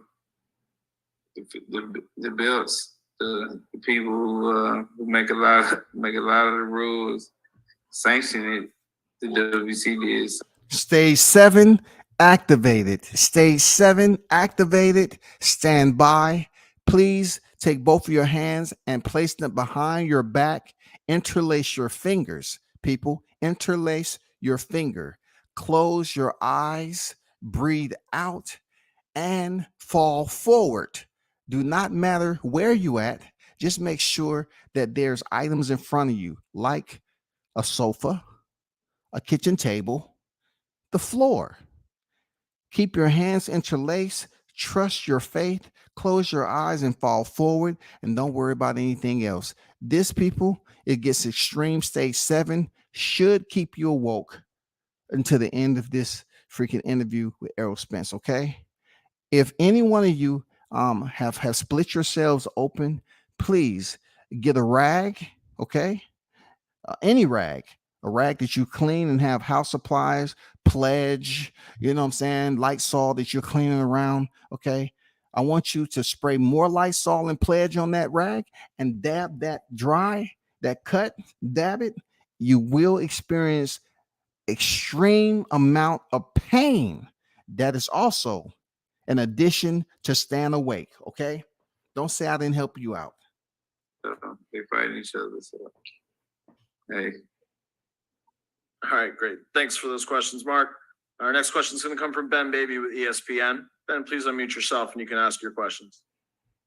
Hey, Errol, hope you're doing well. I appreciate you taking the time. And kind of, it's interesting you mentioned the sanctioning bodies because I was going to ask about that. Obviously, in that presser, there was a lot of, I guess in the first one you talked about the 3% fees and all that stuff. And over the years, there's been a lot of conversation about should there be one national, federally regulated sanctioning body? What would your thoughts be on that? Do you feel like there would be a lot of support is instead of having maybe 4 sanctioning bodies, having one that's federally regulated that kind of runs and oversees the sport? I mean, I'm not worried about it being, three sanctioned bodies, 4 sanctioned bodies, but it's just a lot. Like all these junior titles, and they make the secondary builds and just make intern builds, and you just got a lot of bills and people paying fees on it too. So it's just, I feel like it's too many bills in boxing. It's basically watered it down because people win the world titles and they're not earning none of the world titles. So I feel like it's just been watering down boxing. It's just, See, this is where it has to be addressed. Now you want to talk about sanctioning fees. Sanction fees has always been a part of boxing, even when you chose to become undisputed. So you're trying to tell me your team didn't get with you to address all the little, fees that's associated with becoming unified champion? They had to get with you. You had to talk that out. You know what I'm saying? Why all of a sudden this is a big deal? You said you wanted to become undisputed. With undisputed, that means you was going to have to obtain as many titles as you possibly can before you go fight the person that either have one or more titles so that you can fight for undisputed. You knew that. When you said you was going the easy route, you knew you was going to have to fight for more than one title that you had. You knew the sanctioning fees will be included in that. I don't even know why this is a topic of discussion. This has been around boxing for extremely long time. So you shouldn't even be mentioning it, right now, with the 3% per sanctioning body, like it's a big deal. It's a collective group of people that you probably never see that's getting money. That's how boxing is. It's so many hands in the pot, man. Just made it. I mean, for everybody to get a title, you get a title easy. You be with the right promoter and get a title, and it's. I feel like that's not right. You got guys who really work hard and been fighting the best competition. It doesn't need to be secondary builds. You gotta make these guys. Shout out to Marlon King Boxing with the $2 super chat. Epic War Nutrition, Crawford. Yes, sir. No doubt. Shout out to Marlon King Boxing. One love to you, brother, for the super chat, the $2 super chat in the building. Appreciate you. I am Cam Edward, the Apostle, is on deck, straight out of Omaha. You know what it is. Wait a minute. So they are in camp together after all. You know what I'm saying? Good catch, Cam. You did hear that, right? Derrick James is where? So I'm thinking he just didn't come over there to Vegas for Frank Martin. He probably came over to Vegas for Derrick James to maybe there for the fight. So he said, let me come on over here so I can continue training. It'll be foolish for him to stay in Dallas. And who's going to train him? Is it going to be Guzman, Ronnie Shields? Derrick don't want to play that shit. But good catch, man. Good catch. Real talk. Those stages to keep you awake must be working, y'all. For real. Y'all are very attentive. You know what I'm saying? Very attentive. Let's continue. I do not want to drag this out any longer than it should be. Guys, fight each other. Just like, me and Terence doing, and the other guys too. So I don't know. I'm not gonna really speak on the bills to after my fight. That's all I'm focused on right now. But it is a discussion that need to be talked about. I get, you got retired fighters talking about it, but it's gonna be more on the fighters that are active now to talk about it and to make a change, because everybody need to be held accountable, not just the boxers need to be held accountable. The promoters need to be held accountable. The managers need to be held accountable, and the sanctioning bodies need to be held accountable too. Right. And last question for me. Appreciate you saying that and sharing that. I think I've talked to you about, Terence now, it seems like for years, a lot of people have, when you were coming up, even going back to 2018, did you feel like you needed, or when you look at the scope of the legacy of your career, it wouldn't really be complete until you faced him and had a victory against him? How much has that kind of been in your mind as you've kind of moved up, conquered belts, knowing that Terence is in the division and knowing what a fight against him could mean for your legacy? Did he say moved up, conquered belts? Maybe he didn't know. Maybe he would have been talking about Crawford. I don't think he absolutely knew. Because who moved up? I mean, I'm talking about when it comes to Spence. Who moved up? Let's see what his answer is, though. Yeah, I want to fight him because I feel like he was the guy. That's my dancing partner. He's the guy I need, and the other way around. I'm the guy that he needs, especially when we talk about legacy wise and boxing wise. I feel like if I didn't fight him, his name will always live a stain on just my name, and if he didn't fight me, my name will always live a stain on his name. Regardless if Cap. I don't agree there, Errol. I don't believe that if y'all didn't fight, your name will leave a stain on Crawford's name, and Crawford's name will leave a stain on your name. You know what I'm saying? Because the real boxing fanatics, the hardcore enthusiasts, don't look at you as solidifying Crawford's greatness. We're not looking at it that way. I mean, you may be looking at it that way just to build up your status quo, but that's not the way I'm looking at it. And that's not the way that a lot of people are looking at it. Now, we know damn well that Crawford, in a nutshell, in the entire achievement, when you look at the entire achievement, the package of achievements far outweighs yours. So you're benefiting off this extremely. Errol Spence, you're benefiting off this fight extremely. Seriously, you're getting the most out of this fight. You are. You're fighting a pound for pound best fighter who has way more championships than you, and also he's already been to the undisputed pinnacle. You have to recognize that. You have to respect it. You know what I'm saying? If you don't respect it now, you will be forced to come July 29th. That's just the way it is, Spence.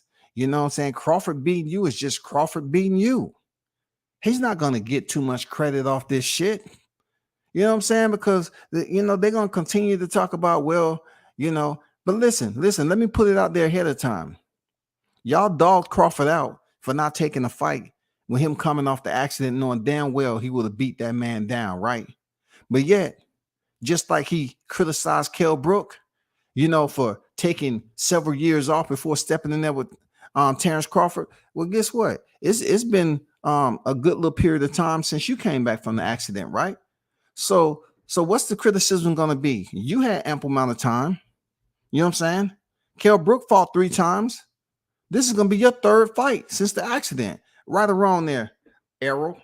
He want to say it or not, this is what it is, because wherever I go, people, always bring up, hey, when Terence Crawford gonna fight each other, and it's probably vice versa too. So, hey, we got to make it happen just for our sake, just our legacy, and for the young guys, man. Just show them away, show them that it is dope. As long as the business right, the best fighting the best, it's dope. But the business gotta work. Hold, breathe, inhale, breathe out. Stage 8 activated. Stage 8 activated. We're going to keep it simple. I want you to interlace your hands in front of you. Stand up straight, roll your shoulders back, look straight to the front. Close your eyes, exhale, and just let your body fall backwards, and don't worry about where it lands, okay? That should absolutely keep you awake to the end of this torment. The pain will go away, but you need to hear it due to the content. I want you to listen in to the live stream, okay? Because we got Crawford now. We already been at this an hour and a half. We got Crawford now. Crawford's coming after this. And I think that's why this fight probably took a long time, because, on some parts, he didn't agree to a lot of things, and I didn't agree to a lot of things. And I think the fight got made because we, dropped our egos and our pride and got on the phone and talked to each other, hash things out, and got the fight made. Thank you, Errol. Thank you for those questions, Ben. Next up, Jake Donovan from Boxing Scene. Jake, please unmute yourself and you can ask your question. Thanks, Andrew. What's going on, Errol? I know you mentioned. Not much. I know you mentioned that you had to put your egos. You willingly put your ego aside. You made the sacrifice of staying out the ring. So we found out when the fight was made. When were you confident that this fight was going to happen, especially with everything you went through last year when you were pretty much left hanging? Basically when we got, I wouldn't say it was the last hurdle, but it was the biggest hurdle. And it was just the splits. And I told him just give it to him. So like, after I said that, that's what, got to fight. That was what got to fight, man. That was the biggest hurdle. So what he just mentioned was, what was the biggest hurdle during negotiation? And, for the most part, a lot of people have been trying to figure out, retrieve, locate, what the splits are. That's the biggest deal. And my question to Spence is, why would you even capitulate at this point in time after all that you've been through? And, just pretty much people saying that Crawford is not going to be able to get what he want because he pissed off Al Heyman and everything like that. But Crawford said, he came back to the negotiation table and just called Spence up directly to make this fight happen. So since he was talking to you directly, now you have put it out there that you just said, just give it to him. Why all of a sudden that you want to give it to him? And did you speak to the aerosexuals and tell them why you did the right thing? Why did you do the right thing this time? Why did you do the right thing? Because all we was hearing in 22 was what Crawford didn't deserve, what he ain't gonna get. We're gonna give him, we're just gonna give him anything at the end of the day. And then a little bit later, after you get out the fight with Ugas and you go through a failed negotiation, I know you learned something. I know you learned something from that negotiation. Crawford learned something. But the good thing about it, man, I want to salute you two brothers for getting back together and talking about this. But I have to salute Terence Crawford first because he was the one that called you up, Errol. Not only did he call you up, you said, just give it to him. Give him what, 50-50?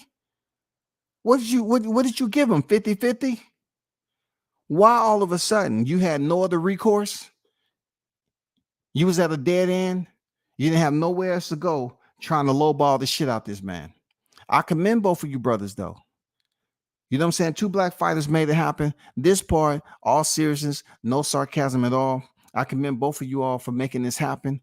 It would be good if we knew just a little bit more details as to, some of the contract stipulations. You know what I'm saying? Definitely we would like to know the split, but I don't care. To be honest with you, I really don't deal with the numbers like that. But I just want to, give both of you all your salute and said, in this part of it, I appreciate it because now we get to talk it up and we get the wait and anticipation. You know what I'm saying? We motivated to see this fight go down in Vegas. Hell yeah. This is boxing history. Unfortunately for you though, Errol, you're going to be a part of history on Crawford's left side of his resume. Got you. When Gervonta and Ryan Garcia agreed to fight, were you confident? Like once that fight happened, like did that like kind of make you more confident that it would? Because it seems like we're getting this trend of like similar fights, not as big as yours, but like these guys that are young and hungry are now fighting each other. No, that didn't have nothing. That didn't have nothing to do with us. So okay. I feel like that fight didn't reflect on our fight at all. Or Stage 9, stand by. Stage 9, stand by. Just getting the fight made. Got you. And then finally, I know you would like it another way, but like obviously you're not getting the activity that maybe you once had. But is there anything advantageous to like taking these breaks between these fights? Like how are you able to implement that into your training camp? Yeah. I feel like spending time with my kids. I've been out for a year being with my kids, hanging with my kids, seeing my kids every day. Not training and just stressing and taking care of my body and just doing the right stuff to where when I come back, I'll be right and I'll be ready and not just abusing my body and going out hanging out. I was basically at the crib with my family and chilling with my family. Did y'all hear that? He said abusing abusing his body. So now this is coming up again. So I don't know why so many people get upset with me bringing it up. He just said it. So now I'm still abusing his body and everything. You know damn well you can't be out there abusing your body. You about to go in there and fight Terence Crawford. Yeah, you better have yourself at home. You absolutely better have yourself at home. It ain't no question, bro. This ain't no play. Nigga, you gonna have to go in there and prove that you the cheat code with what you've been doing with other fighters, abusing your body, coming in training camp, half-assing it, and then locking in the final 2 to 3 weeks and dropping that weight and going in there and freaking skimming by. You can't do this. You know when it comes down to Crawford, man, his mindset is different. You know that, Spence. I know it. You know it. That's a primary reason why you are feeling as bad as you are, because you have to really do it the right way this time. And you know damn well it's going to be an extremely tough fight. It doesn't matter all the other, information that's out there and the assessment, the predictions of past fights. It doesn't freaking matter at the end of the day. We don't care. We don't care about all the past fights. I speak on them because you spoke on them, but yet how you spoke on them, you didn't want to give full credit as to when Crawford fought those fighters and made them look easy.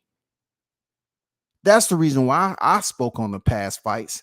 But now you got the present right here, 17 days out. 17 days out, man. Let's see if the cheat code work. You can't half-ass it, man. You can't go in there less than 150% with Crawford because you already know his mentality. You already know. Just doing fun activities with them. All right, thank you for those questions, Jake. Next up, Aaron Tolentino for KRON4 TV Bay Area News. Aaron, if you could please unmute yourself, you can ask your question. Hi there. Hi, Errol. Aaron Tolentino, KRON4 TV in San Francisco. I wanted to ask, get your comments on this. Terence on Sean Porter's podcast said the reason the promotion didn't feel as big to him as the fight, as it should be, just given the magnitude of the fight. The reason why he didn't feel as the promotion was big as it should be is he was saying that people see two black men. You guys aren't talking trash. You guys aren't hugely brash. You're not this or that. I just wanted to get your thoughts on if you agree with him. What are your thoughts on the overall promotion of this fight, given the magnitude and the historical significance of it? I mean, he could be probably right. Just because, yeah, he could be right because it probably. Stage 9, stand by.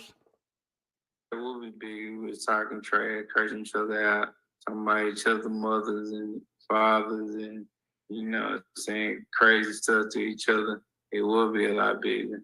Like, I mean, that's what sells, especially in this time.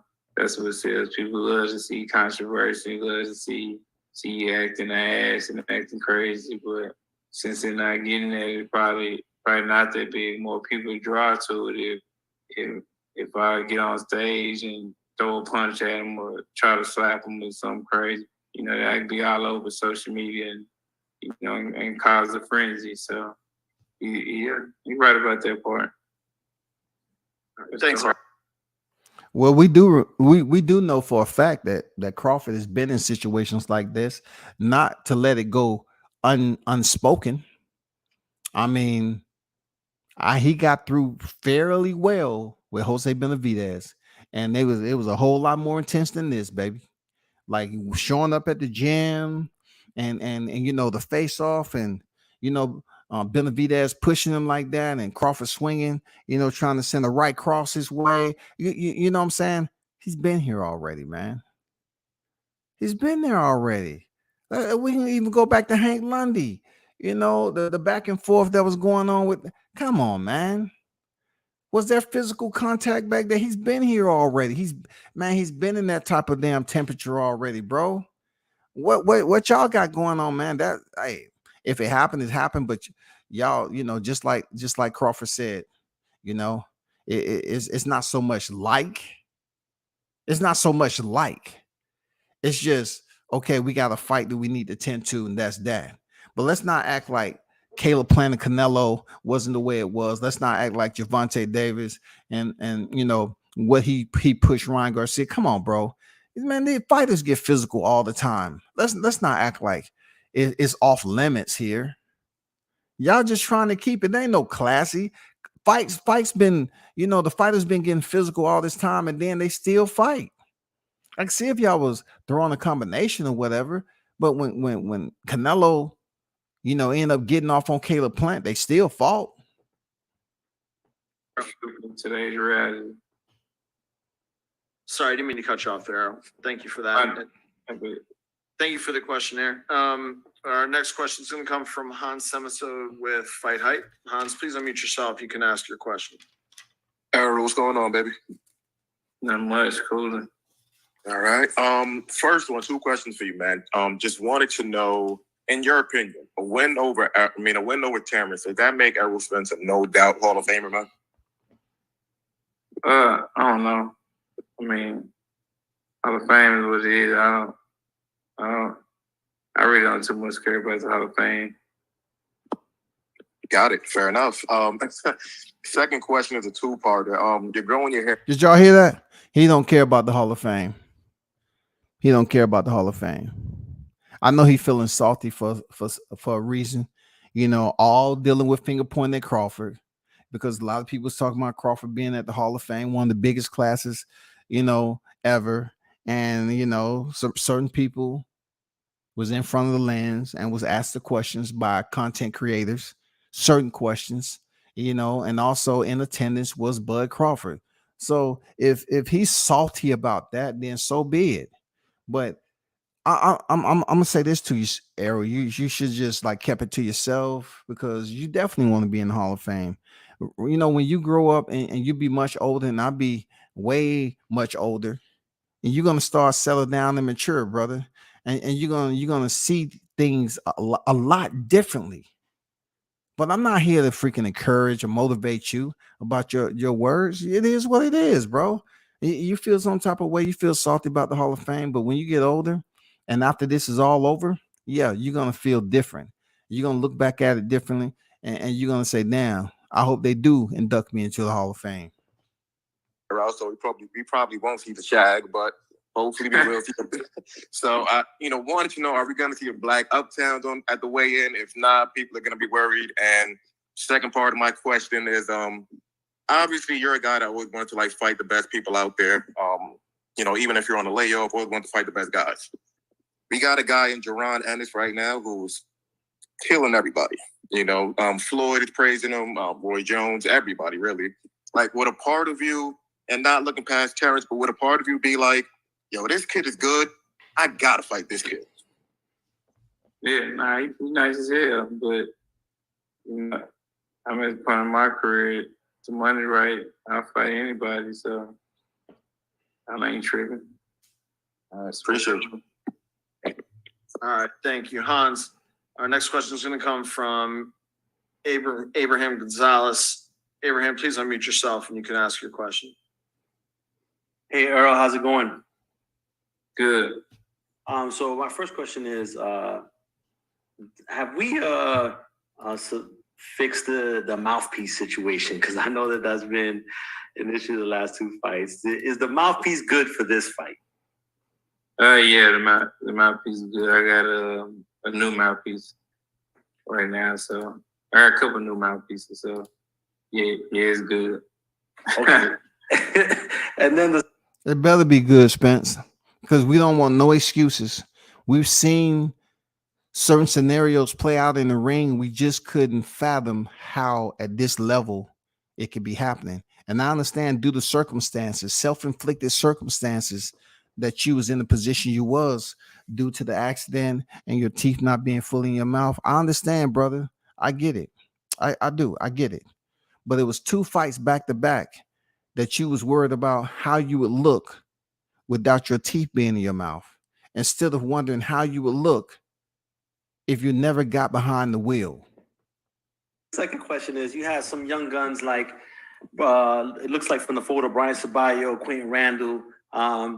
Does it ever feel like at this point in your career, like you're the old head in the gym with all these young guys like Frank Martin and all them around and trying to impress you and stuff, and you know you're the salty champion? Does it feel like a little bit like you're the old head in the gym when you're around all those young guys? Nah, I ain't no salty champion. but nah, you know, I mean, I got than all them, but nah, it's not. You know, it's great. I feel like it's better working with young guys because, you know, they push you a lot harder than you working with, you know, somebody older. So I feel like it's a lot better working with the young guys, and, you know, they push me. And you know, I feel great just still being at the top, 33 years old, and still at the top, and at the sport. And He said he feel good just to be at the top at 33 years old. You know what I'm saying? 33 years old. He still feel good to be at the top, people. I can't make this up. He said 33 years old, he still feel good to be at the top. Huh? 33 years old, right? It still feel good to be at the top. 33 years old. Why you haven't put a peak or prime tag on you yet? 33 years old, and you still feel good to be at the top. I'm just saying, I'm putting it out there. 33 years old, people. 33 years old, he still feel good to be at the top. But when Sean Porter fought Bud Crawford, Sean Porter had just turned 34 years old, and he said he was a shell of himself and he was on his way out the door. 33 years old now. He feels good to be at the top. At the top. At the top. So when you speak of his resume, though Lamont Peterson's being 34 years old, I guess Lamont Peterson was good to go too. You know what I'm saying? Danny Garcia was 32 years old, 8 months and 16 days, Danny Garcia. So I guess he was at his peak too. He's still fighting. He's at 154. So let's stop the bullshit with diluting Bud Crawford's resume based off age. I heard too many of you niggas that say you close to boxing, but you continue to just overlook instead of just really scrutinizing the facts that you're picking and choosing where you want to put prime tags on. You can't put prime tags on a fighter just to then prove your narrative, just to bolster your narrative. You want to put prime tags. You want to put peak tags on there. You can't do that. You can't do that just to build up your own freaking opposition. You can't do it. You know, they're trying to get to where I'm at right now. So, you know, that's a great feeling. If I was 33 and I was, you know, trying to get a title and things like that and trying to get notoriety, then, you know, then I'll be a size older guy. But, you know, being at the top now, I'm not a size head out. And I just use them as motivation and just, you know, try to tell them different things and just make sure, you know, I tell them just to stay focused. All right. Thank you, Errol. Thank you for those questions, Abraham. Our last media questions for Errol are going to come from Cynthia Conti with Best Women's Boxing Period and just, you know, being outside had different things because before that I was staying in a high rise, so you know you gotta go down 24 steps to go outside. So I wasn't going outside unless I needed to. So living on a ranch. I go outside and we play the dogs, the horses, play in the pool.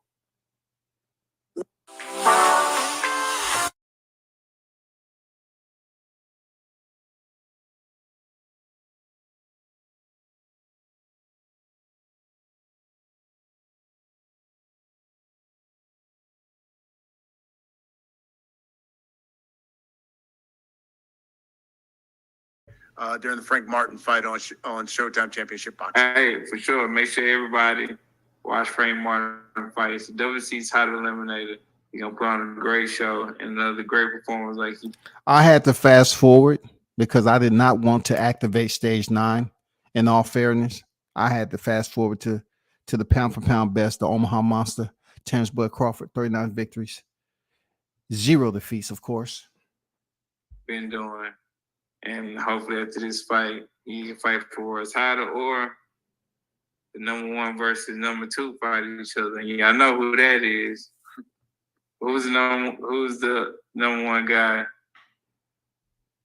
Listen, the tip top, obviously, the tip top is Devin Haney. You know, whether or not he's making, but right there with him is Gervonta Tank Davis. So, okay, and who's under him? Under Gervonta Tank Davis? For WBC, who's under Devin for WBC? Well, you have the Ghost right there as well. The Ghost is there. But who's under Devin for WBC? WBC. Who's the guy you're thinking about? Huh? Who?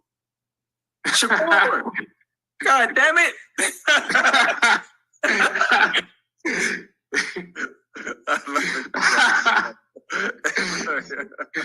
know what I'm saying? That's what it is. I love it. That's what it is. Act like you didn't know. You know, you ain't want to. I get it. You ain't want to get nobody no shout out. Should I activate stage 9? Okay, no, we're here. We're just gonna be patient. Other side. So yeah, you got Shakur there as well, because Shakur is Lord have mercy, that's something. EJ, thank you. Appreciate the time, my guy. Appreciate it. Let me bring in the person he'll be facing. Again, this is a legacy fight, super fight. 2 unbeaten champions.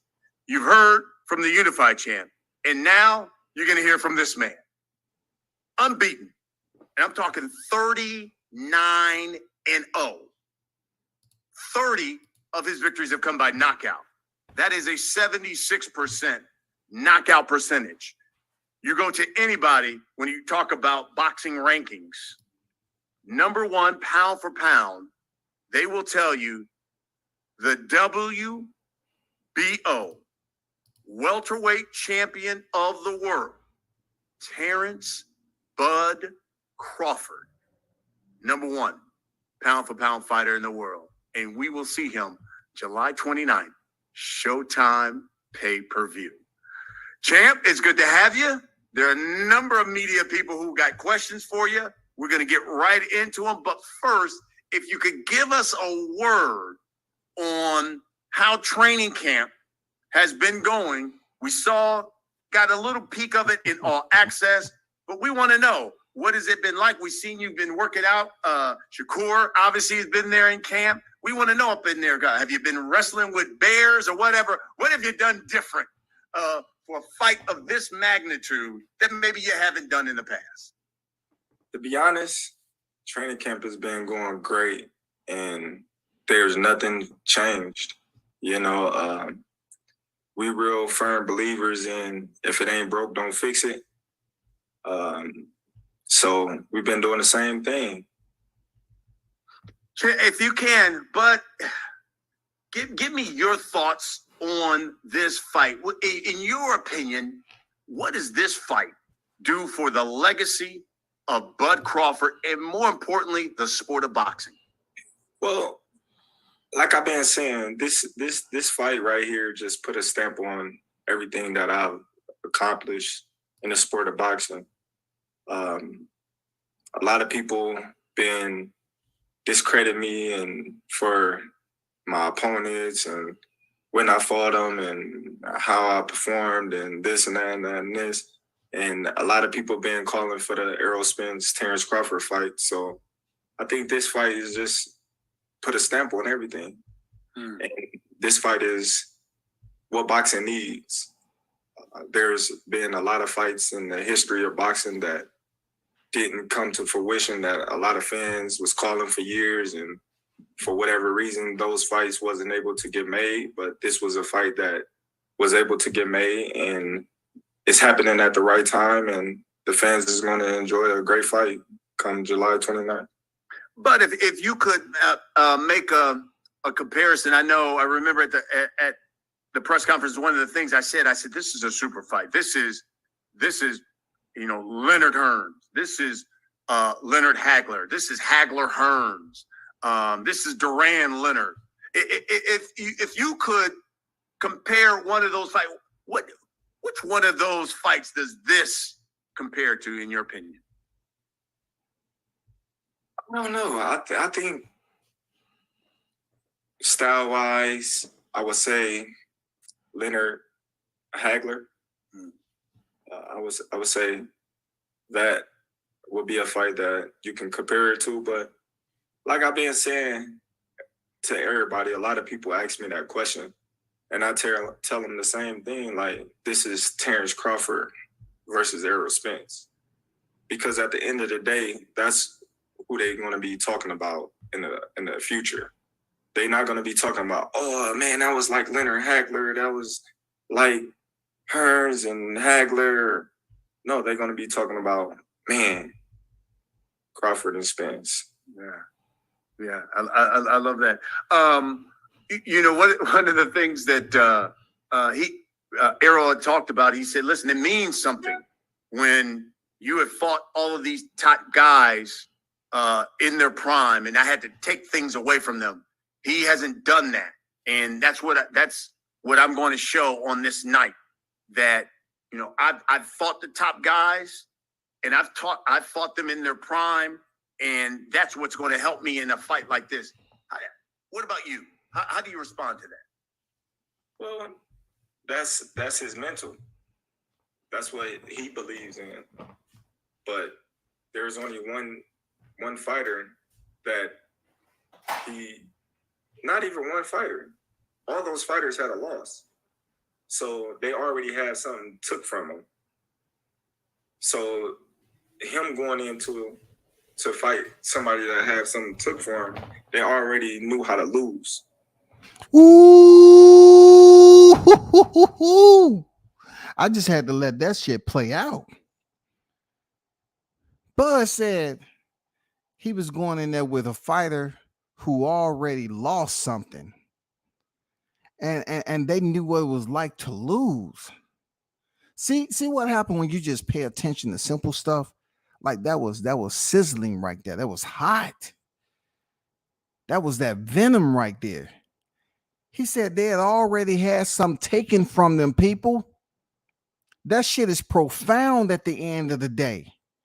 That shit is profound than anything Errol Spence had to say on the damn torment and treacherous freaking listening that we had to stand by and archive.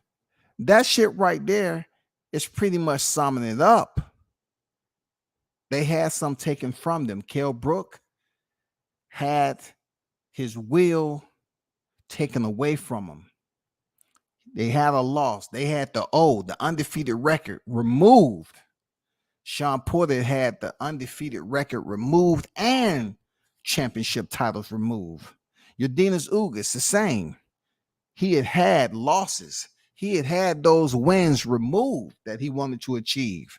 And also in his career, he had multiple losses than most. Profound there, Crawford. Profound. Real talk. Profound. When I took things from fighters, I took their belt. I took they I took a lot from them. I took their mental. They never was the same. They never performed the same. So I can say the same. But that's his mental. That's what he believe in. And come fight night, he's gonna have to prove that.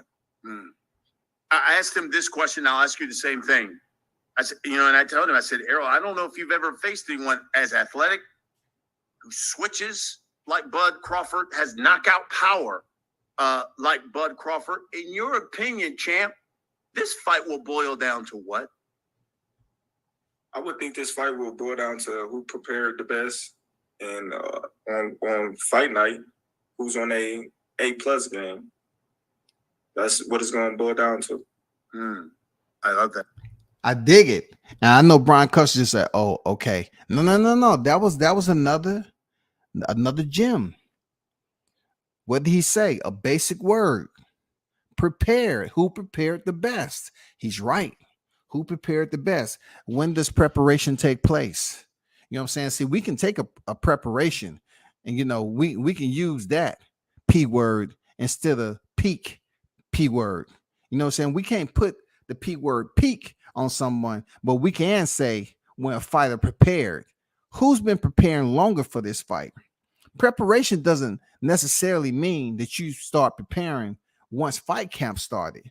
No, preparation could have been the last fight you had, knowing that you was headed in there to fight this particular person. It could have already been mental preparation. You know what I'm saying? Nutritional preparation, discipline. All that preparation played a big role in getting ready for this fight. It doesn't necessarily say, okay, who prepared the best in fight camp. It can be in many variables what Bud was talking about. But we've seen a lot of it play out in front of us. We've seen Bud Crawford out there maintaining his physical conditioning. You know what I'm saying? It hasn't been hardly any time we've seen him looking like he's overweight. And, I speak on it a lot, but it's extremely important. It's extremely important because it takes a lot, man. It takes a lot for a fighter to be in a sport and be in between fights, but still be in the gym, not only training and keeping themselves polished up, keeping those technical blades sharpened, but the whole point with the eating aspect, not indulging in things that's going to balloon you up in weight, that's abusing the insides of your body. That's the bigger part of preparation right there. I love that. When you look at this fight, obviously there a rematch clause from whomever takes an L. Do you think the rematch would be at 147 or 154? I don't know. I'm not, like I said, I'm not focusing on a rematch. I plan to win the first match.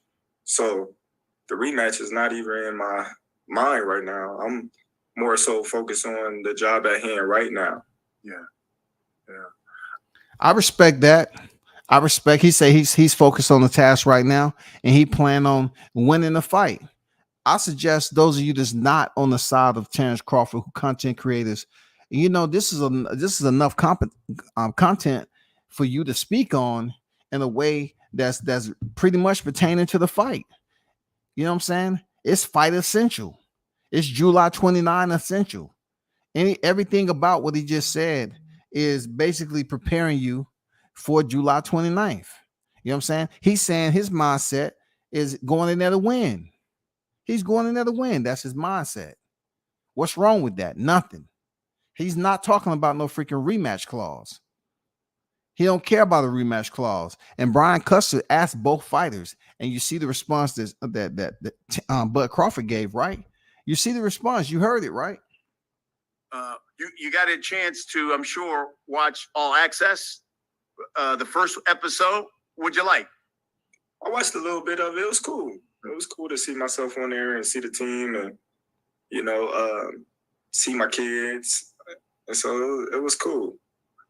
You have, and for those members of the media who don't, you have some extremely talented children, from track to wrestling to everything.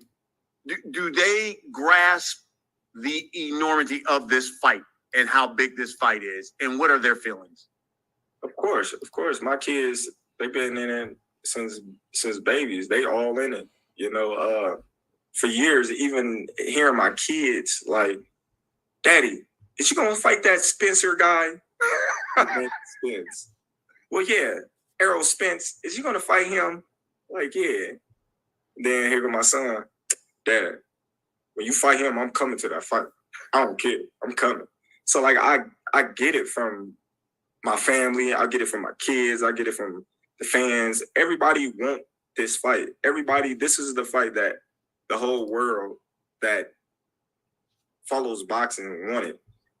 And when you hear from your kids, like they always watching YouTube and they see their dad name come up, you know, they always asking you like, man, I gotta fight this dude.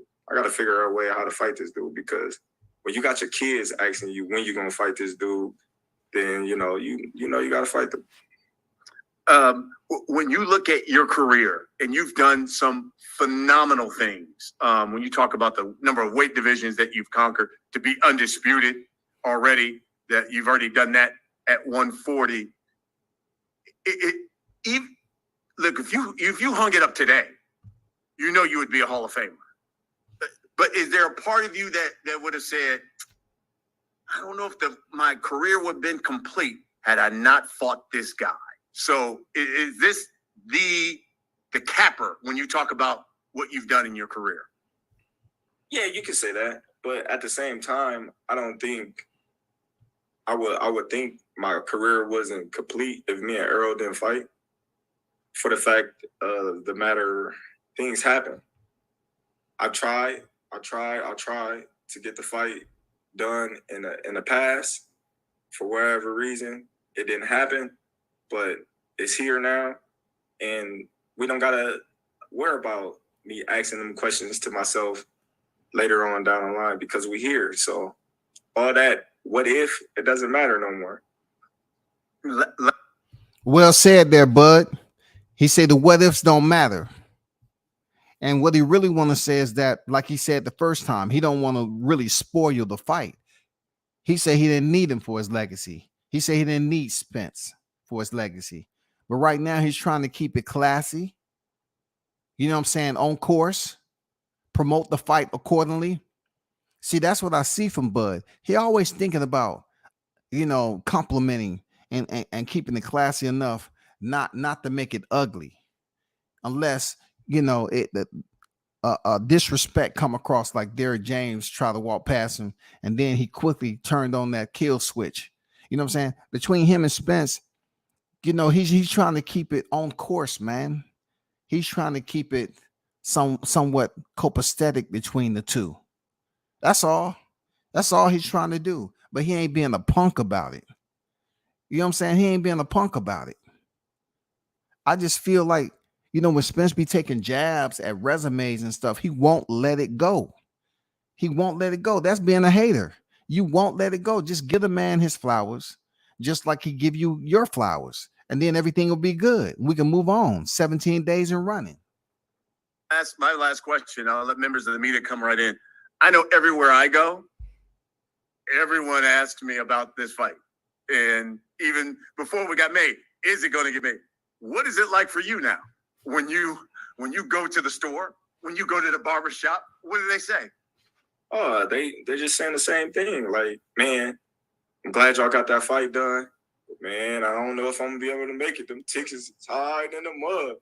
You know, I'll be like, man, you gotta support. You know, y'all spend crazy money on other, you know, crazy stuff that really doesn't even matter. But a fight that y'all been yearning for, y'all been trying to force the action, and y'all coming up with these narratives. Oh, this guy's scared, or he's scared, or he's ducking, or they don't want to fight each other. And they just came up with all sorts of lies and all this crazy stuff. But now that the fight here, people want to have excuses. People want to complain. Support the fight, you know, because this is how me and Errol feed our family. We the one that got to go in there and put our lives on the line. And, you know, if anything happened, nobody's there to take care of us. Nobody's there to pick us up. Only thing they there to do is laugh at us. They there to write on the internet, oh, you got knocked out or you got beat up or you this and that. They don't ever pick these fighters up. You know, they there for the ride, and then when the ride slows down, they hop off. Or when the That sounds like the YTC, to be honest. That's exactly what we see going on right now on the YTC. You know what I'm saying? We have a lot of individuals, you know, they call themselves content creators, but they really content creators because they jump from one fighter to the next. But this is not a damn live about them and their actions. I'm just saying, you know, that's a solid point that Bud brought up.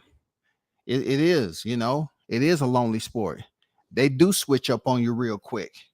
You know what I'm saying? They quickly try to integrate another fighter into the damn conversation and let you know that you're a has-been, and they treat you like a has-been. You know what I'm saying? ride stop, they hop off, and then they hop on another ride. So, you know, support the fighters, man. I love it. And how you can support them, make sure, as I said at the top, tickets, AXS.com. Again, there's only a few left. You got to make sure this is a sellout, AXS.com or Showtime pay-per-view. Showtime pay-per-view. Make sure you order the fight. Were you tripped out that he knew that you didn't like hot sauce?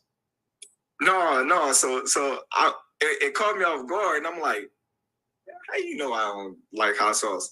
You know what I mean? And then a lot of my peoples, they was like, man, you said that in the interview. You said that. You know what I mean? He must have heard you say it. And I was like, oh, all right. Because I was like, man, he got a mole. And, right. Like, man, how this dude know I don't like hot sauce? He's going to have to tighten up that gang that you had around you. I love it. A shout out to Jamal Neezy with the $2 super chat. WTF, this man just said, where's the subtitles? Hey, man, I try my best to keep the listeners engaged. You know what I'm saying? Call it what you want, but it was rough. That shit seemed like an eternity. I just couldn't let it play all the way through. You know what I'm saying? Without intervening and saying what I said in between. You know, that's what I'm saying. I try to tell people, man. You know, I heard somebody, I read what somebody put early in the chat that they looked at his fight, one of his earlier fights, to where it is now, and it's totally different, right? And I agree, but like I said, I'm really trying to keep focused and stay positive on this fight as much as I can, and you know, with the anticipation aspect of it, not the reality.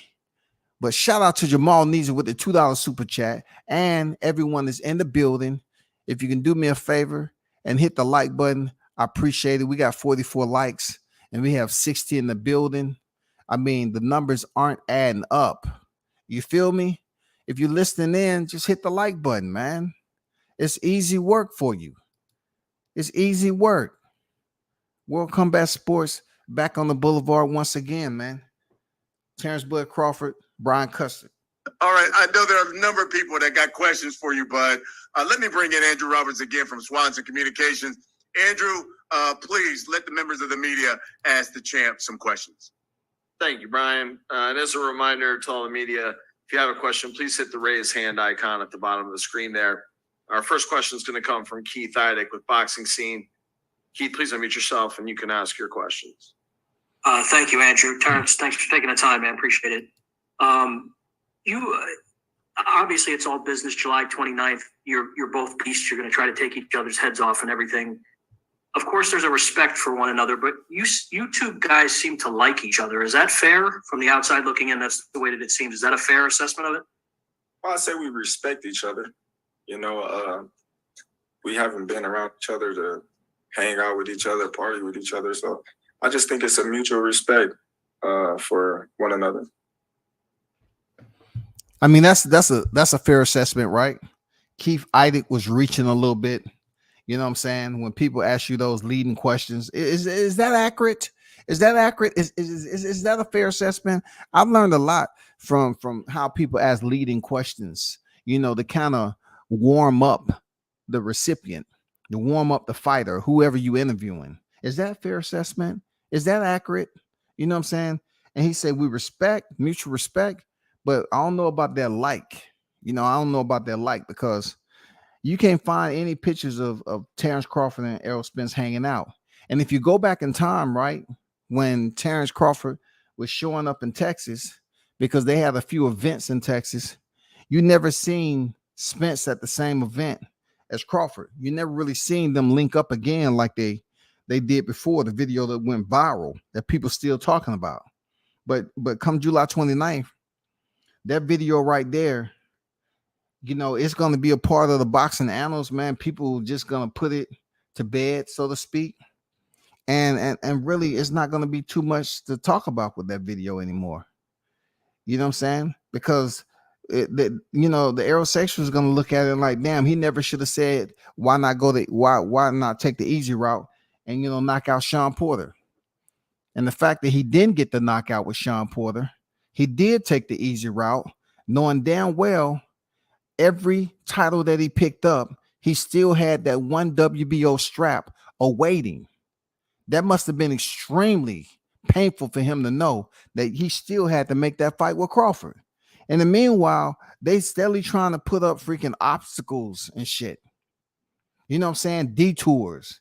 They was trying to hope that he come off that title. They was trying to hope and pray that Sean Porter get that title so they can have an in-house fight so Errol Spence can fight Sean Porter for a second time for the undisputed titles. That's what they was hoping.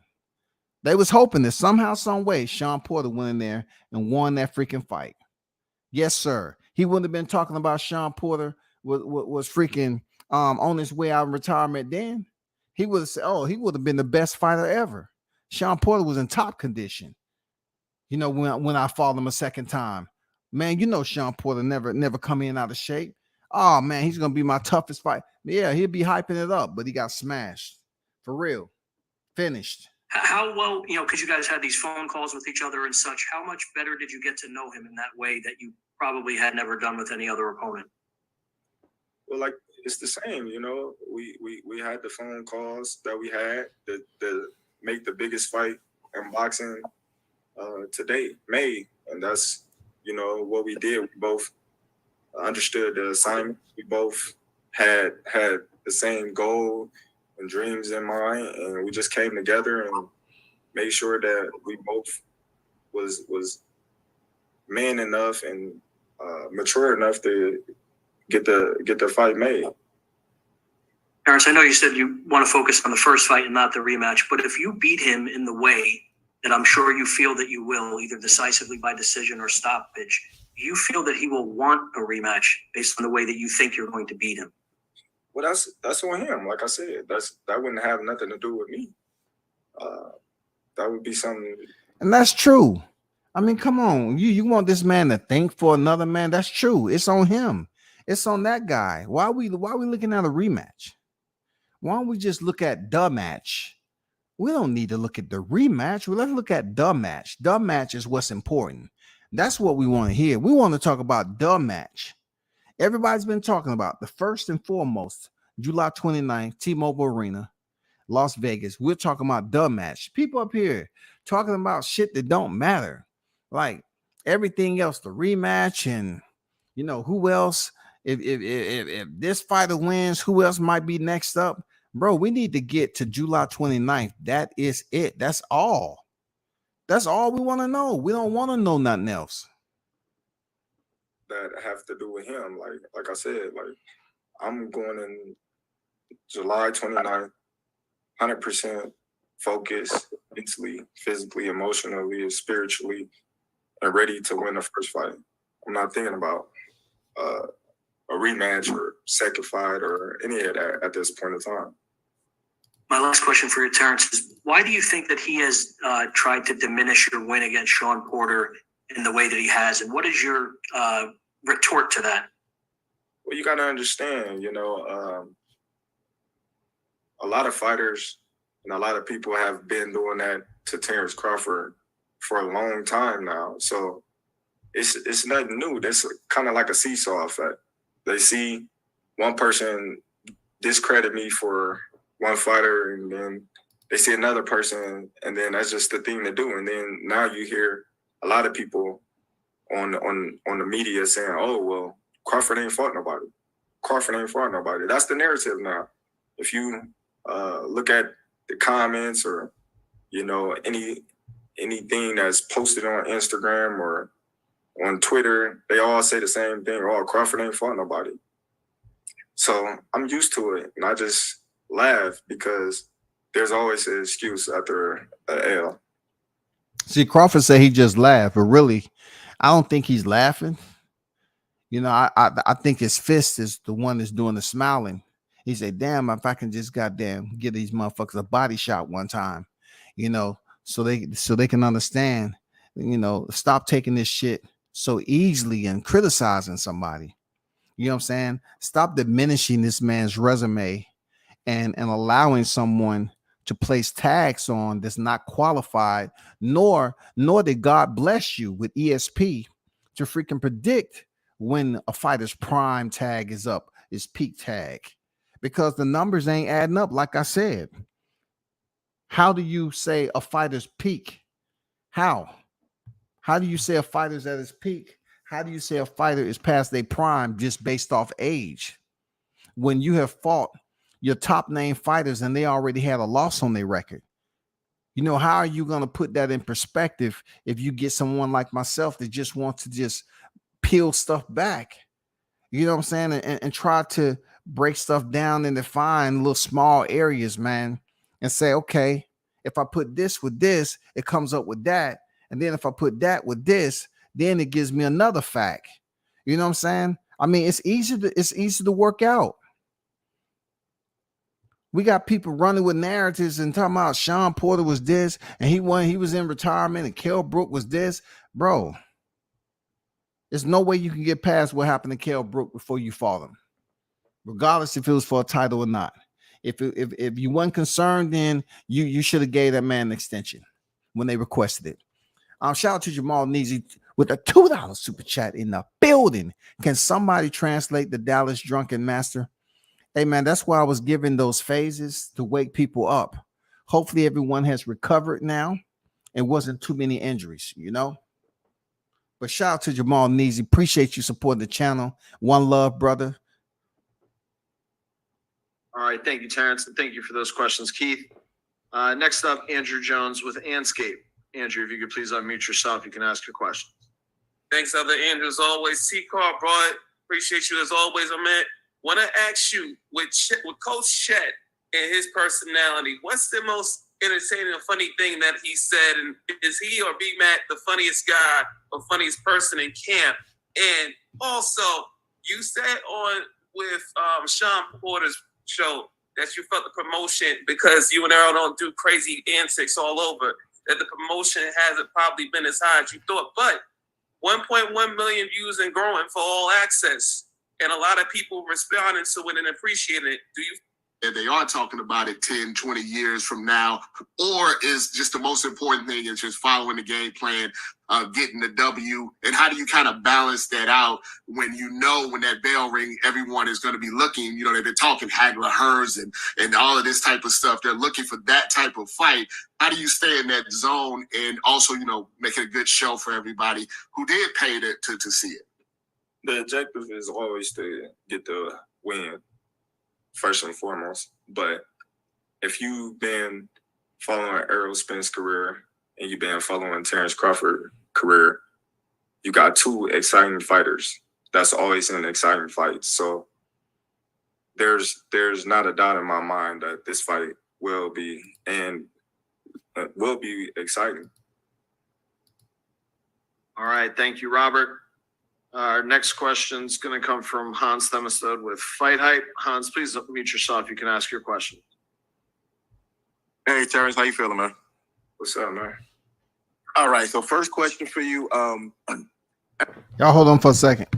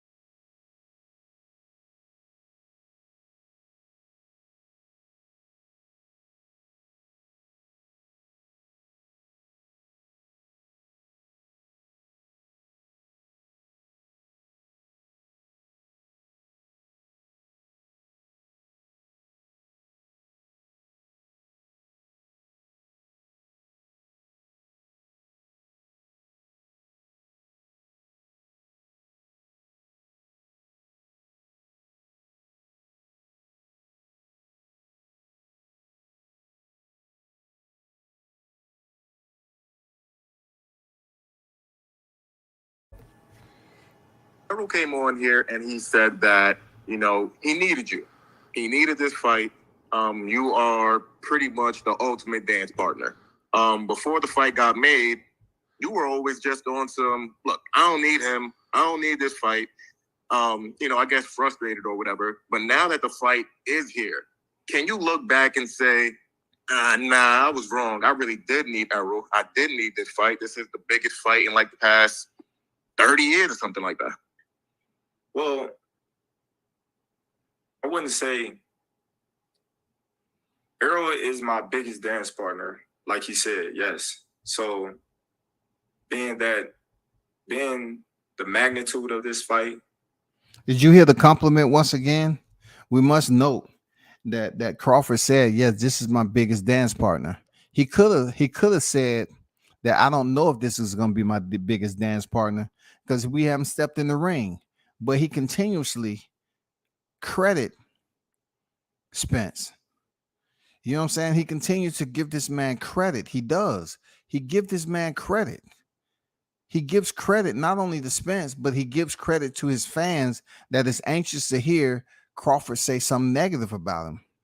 See, it's a difference. It's a difference. When it comes to the Errol Spence fans, they have no problem saying all these derogatory, insults about Terence Crawford. But when it comes to Terence Crawford, he's always complimenting freaking Errol Spence. He's just being honest. Not everything is a compliment. He'll be honest. You ask him, is this going to be your toughest opponent? Well, he said, I don't know. I don't know if this is going to be my toughest opponent. That's what I'm trying to tell you. I don't know what to expect from this guy. I just understand what my capabilities are. I understand my mindset. I understand how I'm looking at this fight. I know that I'm locked in. I'm dedicated. My hunger, my drive haven't wavered. That's where I'm at with it. Not everything else. That's where I'm at with it right now. It's kill or be killed. I have a legacy to continue to solidify.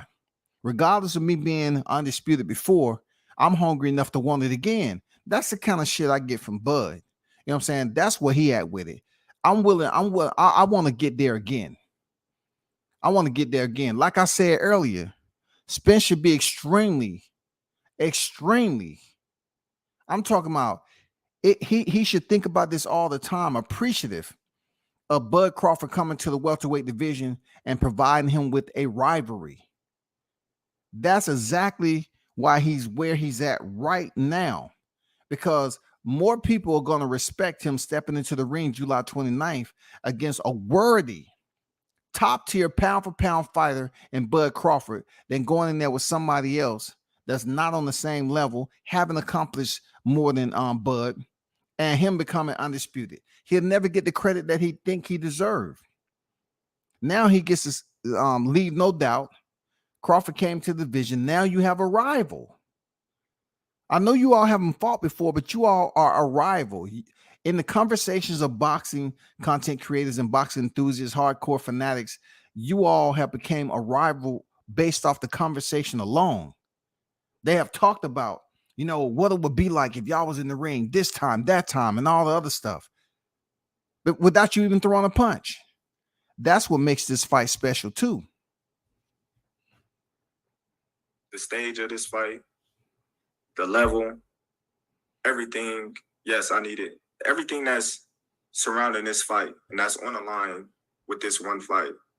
Yes, I needed Errol. But far as career-wise, legacy-wise, I didn't need Errol because I already accomplished so much in the sport of boxing that I can retire right now and be in the Hall of Fame and ride in the sunset and be comfortable with what I've accomplished in the sport of boxing, because there's nothing that I haven't accomplished in the sport of boxing that would hinder me from saying, oh man, dang, I wish I would have did this, or I wish I would have did that. I already became undisputed. I already won ESPY award. I already was fighter of the year. I was already multiple world champions in different weight classes. I was already two-time linear fighter in 2 different weight classes. So, this is, like I said, this is just a cherry on top of my ice cream.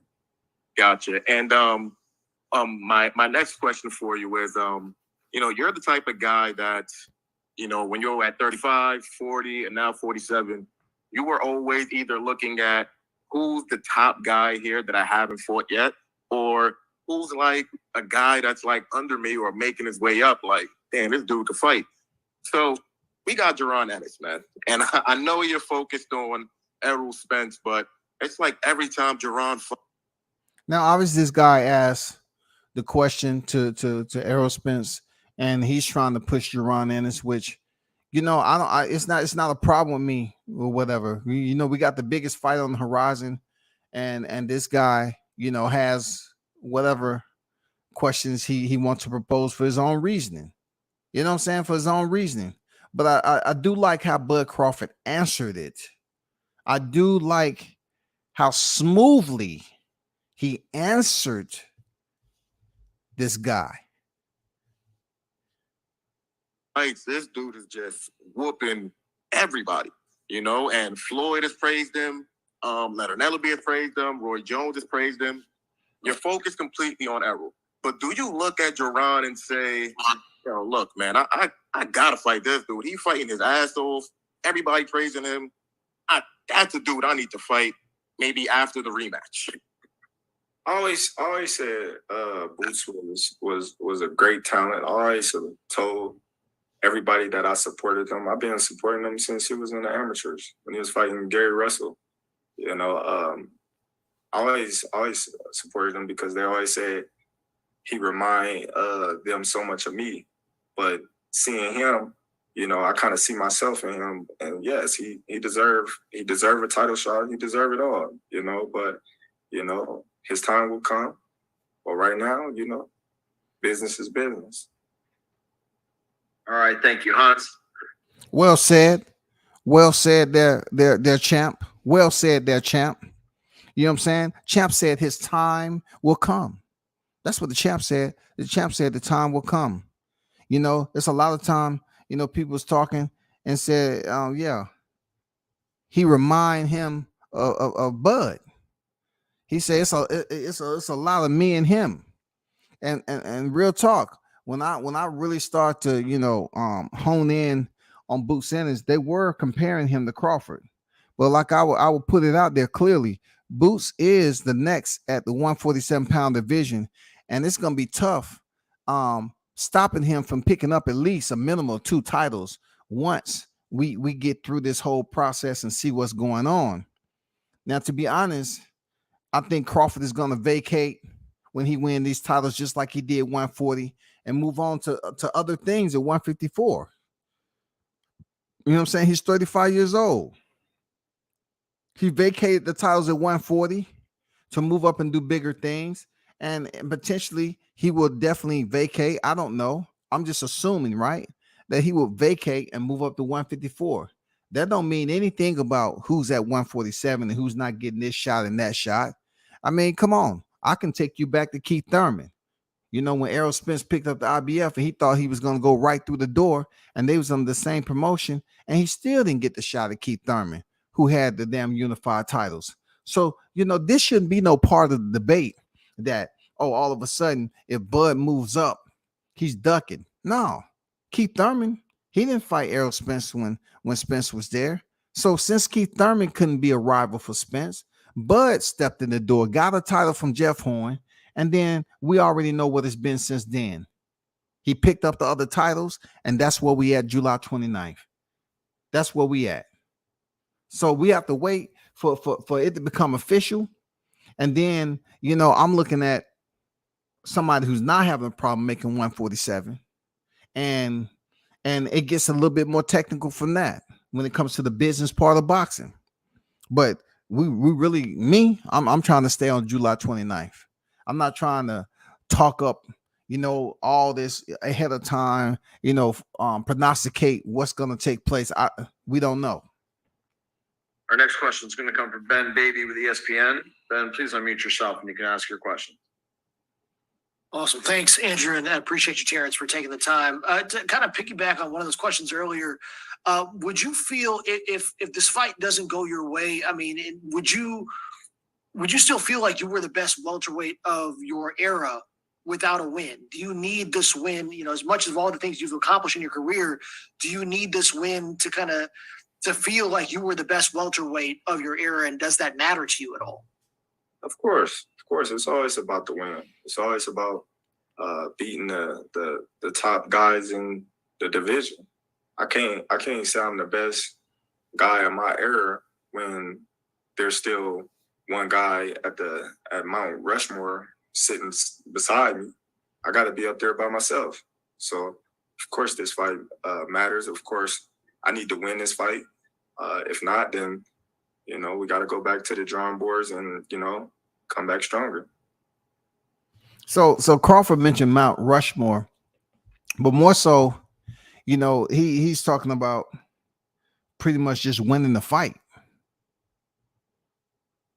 Just winning the fight. And you heard what the guy asked him? He asked him about being the best welterweight of this era.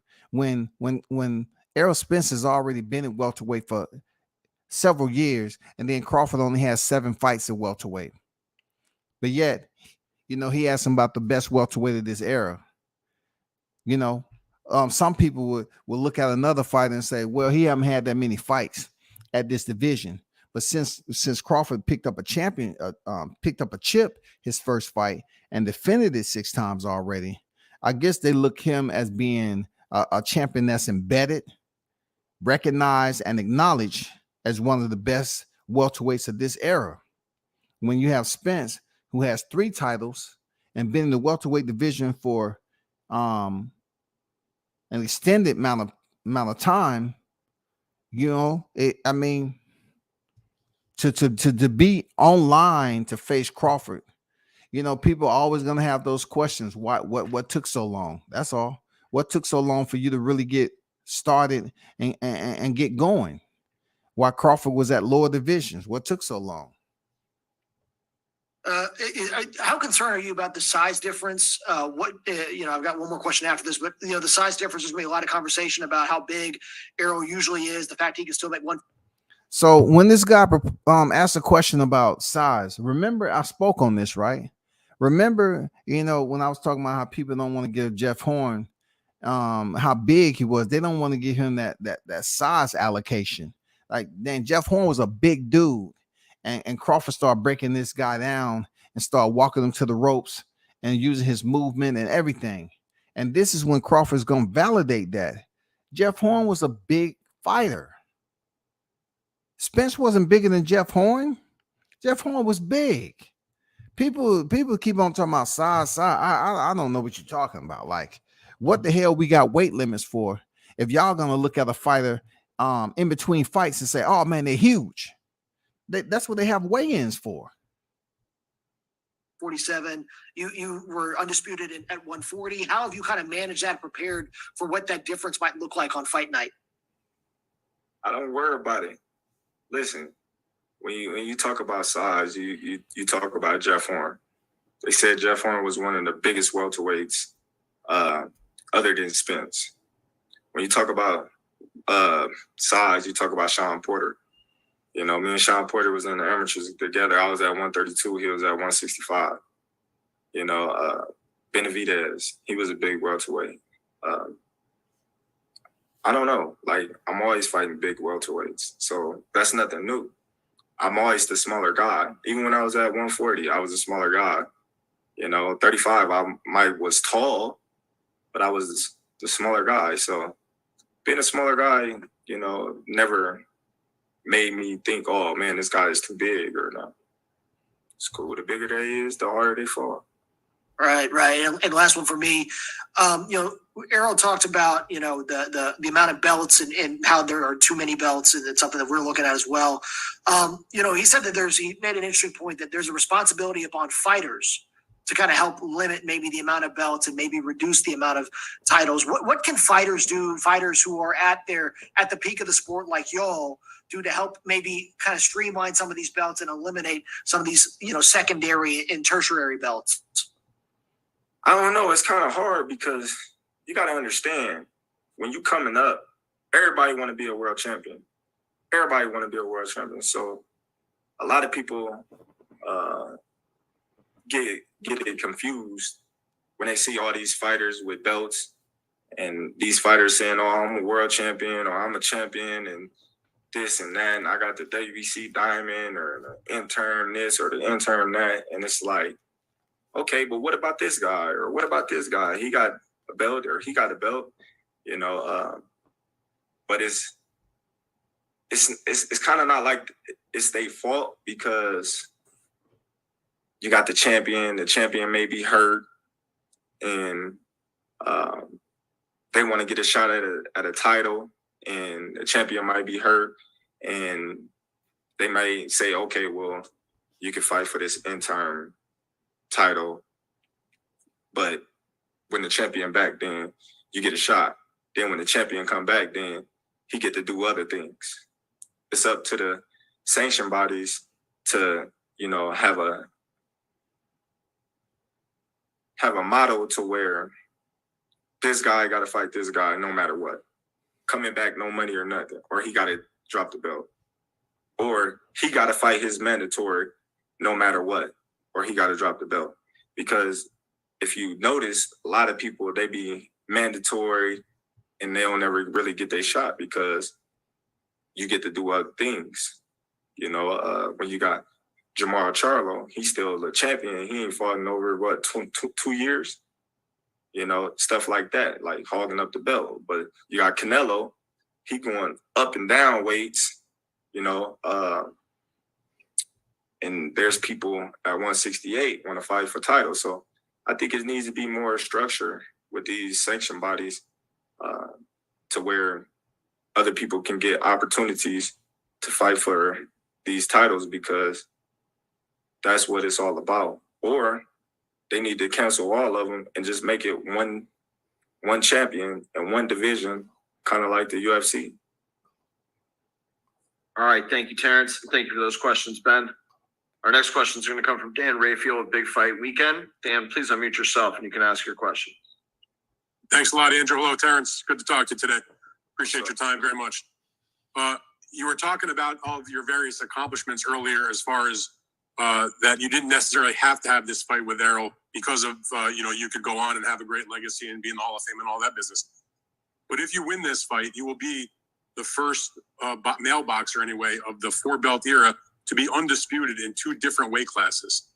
That's a big deal, it seems to me. And I wonder, when you think about that in relation to all the other accomplishments that you've had, and you mentioned Fighter of the Year and, multiple division champion, lineal champions, all that business, where do you think being the first ever guy to do that, meaning win all 4 belts, be undisputed in 2 weight classes, where would you rank that on your list of, many, many accomplishments in your career? Man, it'll be up there. It'll be top 3 for sure. Like I said, I don't think nothing is going to outdo the accomplishment that I accomplished by winning my first title in Scotland against Ricky Burns. I think that still is going to hold a big spot, a big number 1 spot in my heart. But this is going to be a great fight, and it's going to be a great feeling walking away with all those belts and becoming the first male boxer in the 4-belt era to actually win all 4 titles in 2 different divisions back to back. I feel like I started this trend of these fighters want to become undisputed. If you look, before I became undisputed, look what Bernard Hopkins, Jermaine Taylor, that was way back then. So that was a great accomplishment. But now you see it more frequently. You see it happening more often, and that's a great thing. And I think it's going to lead to a lot of fights being made and a lot of fighters challenging themselves and daring themselves to be great, to try to accomplish the same thing. When this fight was being negotiated, and we all know what happened last fall, People thought maybe he was on. It didn't happen. You ended up taking your fight with David Avanesian. You all came back to the table. And it was a difficult negotiation. And obviously everybody is very happy that the fight is now going to happen. But I wonder, at the time it was taking place and you were going back and forth with Errol, you mentioned about the phone calls and that sort of thing. Can you, from your perspective of making the deal, what was the one thing that finally sort of put you over the top and said, at least in your mind, we're good to go and I'm satisfied and this fight's going to happen? Because, it seemed touch and go, at least from those of us watching the thing unfold on the outside. What was it that put it over the edge for you that said, you know what, this is going to happen? Just me calling Errol. That's it. Me calling him and going directly to him instead of going through other people. It just took me calling him and us, talking as men and coming to agreement. And that's really how the fight got made and how I was sure that the fight was going to get made and how I was comfortable that the fight was about to happen. Well, with that said, look, he pretty much summed it up. He called Errol, so it's no mistaking. You still have people talking about what he did with David Avanesian and all that back in 2022 because they refuse to want to move forward. The reason why they don't want to move forward because it's a lot of positive areas that you can talk about on here that make sense in this fight coming to fruition and being scheduled on BoxRec and being promoted and that we have to look forward to July. You know what I'm saying? It's a lot of positive areas. I don't think a lot of these dudes they have their own reasoning for hating on Crawford. The man said he called up Errol Spence instead of going through everybody else to try to make this fight happen. And for the results of it, it seems like that worked. Period. It seemed like it worked. It was successful. I'm not here to ask questions as to why these people still stuck on old, stale, trash freaking media and talking about, situations that's not going to change. People talk about doing things in life for change all the time, right? They want to give you all this motivational speaking. But yet, what I see on the YTC, they're not willing to do that. They want to talk about the old stuff as if it matters. You're not going to change this fight happening July 29th, nor are you going to change a massive amount of people to convince them not to buy the fight. So either you want to see the fight or you don't want to see the fight. If you don't want to see the fight, stop pretending to be a boxing fan or enthusiast and just then be the hater that you are. You know what I'm saying? The antagonist that you are. That's all you got to be. Now, I did see some strays coming to the chat and salute to y'all for coming over here, using short sentences and all that. And, I would rather you do a full, complete sentence and a half to kind of give me an idea as to why you over here. Not just running over here acting like a child who just said, oh, man, they got the new snacks. And they looking around the corner and they're going to dash and try to hop up there and grab a snack and run away into a nice little quiet place and rip it open and eat it. Just let us know why you over here. Don't just come over here and say, oh, this is going to happen to Bud. Come on, bro. Are y'all above the age of 12 or not? If you're above the age of 12, man, don't come over in the chat just saying dumb shit and then looking for a reaction. You feel me? But this fight is about to take place. 17 days and counting. I'm going to speak on the Charlo situation on another date. He did another live today, which he was absolutely asking for a drink, and he was out. So, hey, I don't know what to say, but truth be told, man, I got to bounce. It's been close to 3 hours. Big shout out to the ones who support the channel first and foremost. Those of you that share the content, the subscribers that tune in and stayed with me the whole time, and also those who donated to the channel. Salute to you is much appreciated. One love, and make sure you come back through so we can do it again, man. You know what I'm saying? 17 days in running, man. Shout out to Team Crawford. Hopefully training is going well. Everybody that's even attached to that. You feel me? And shout out to the Crawford supporters who continue to let it be known that we are some of the most knowledgeable boxing fans in this YTC community. Yes, indeed. I'm out.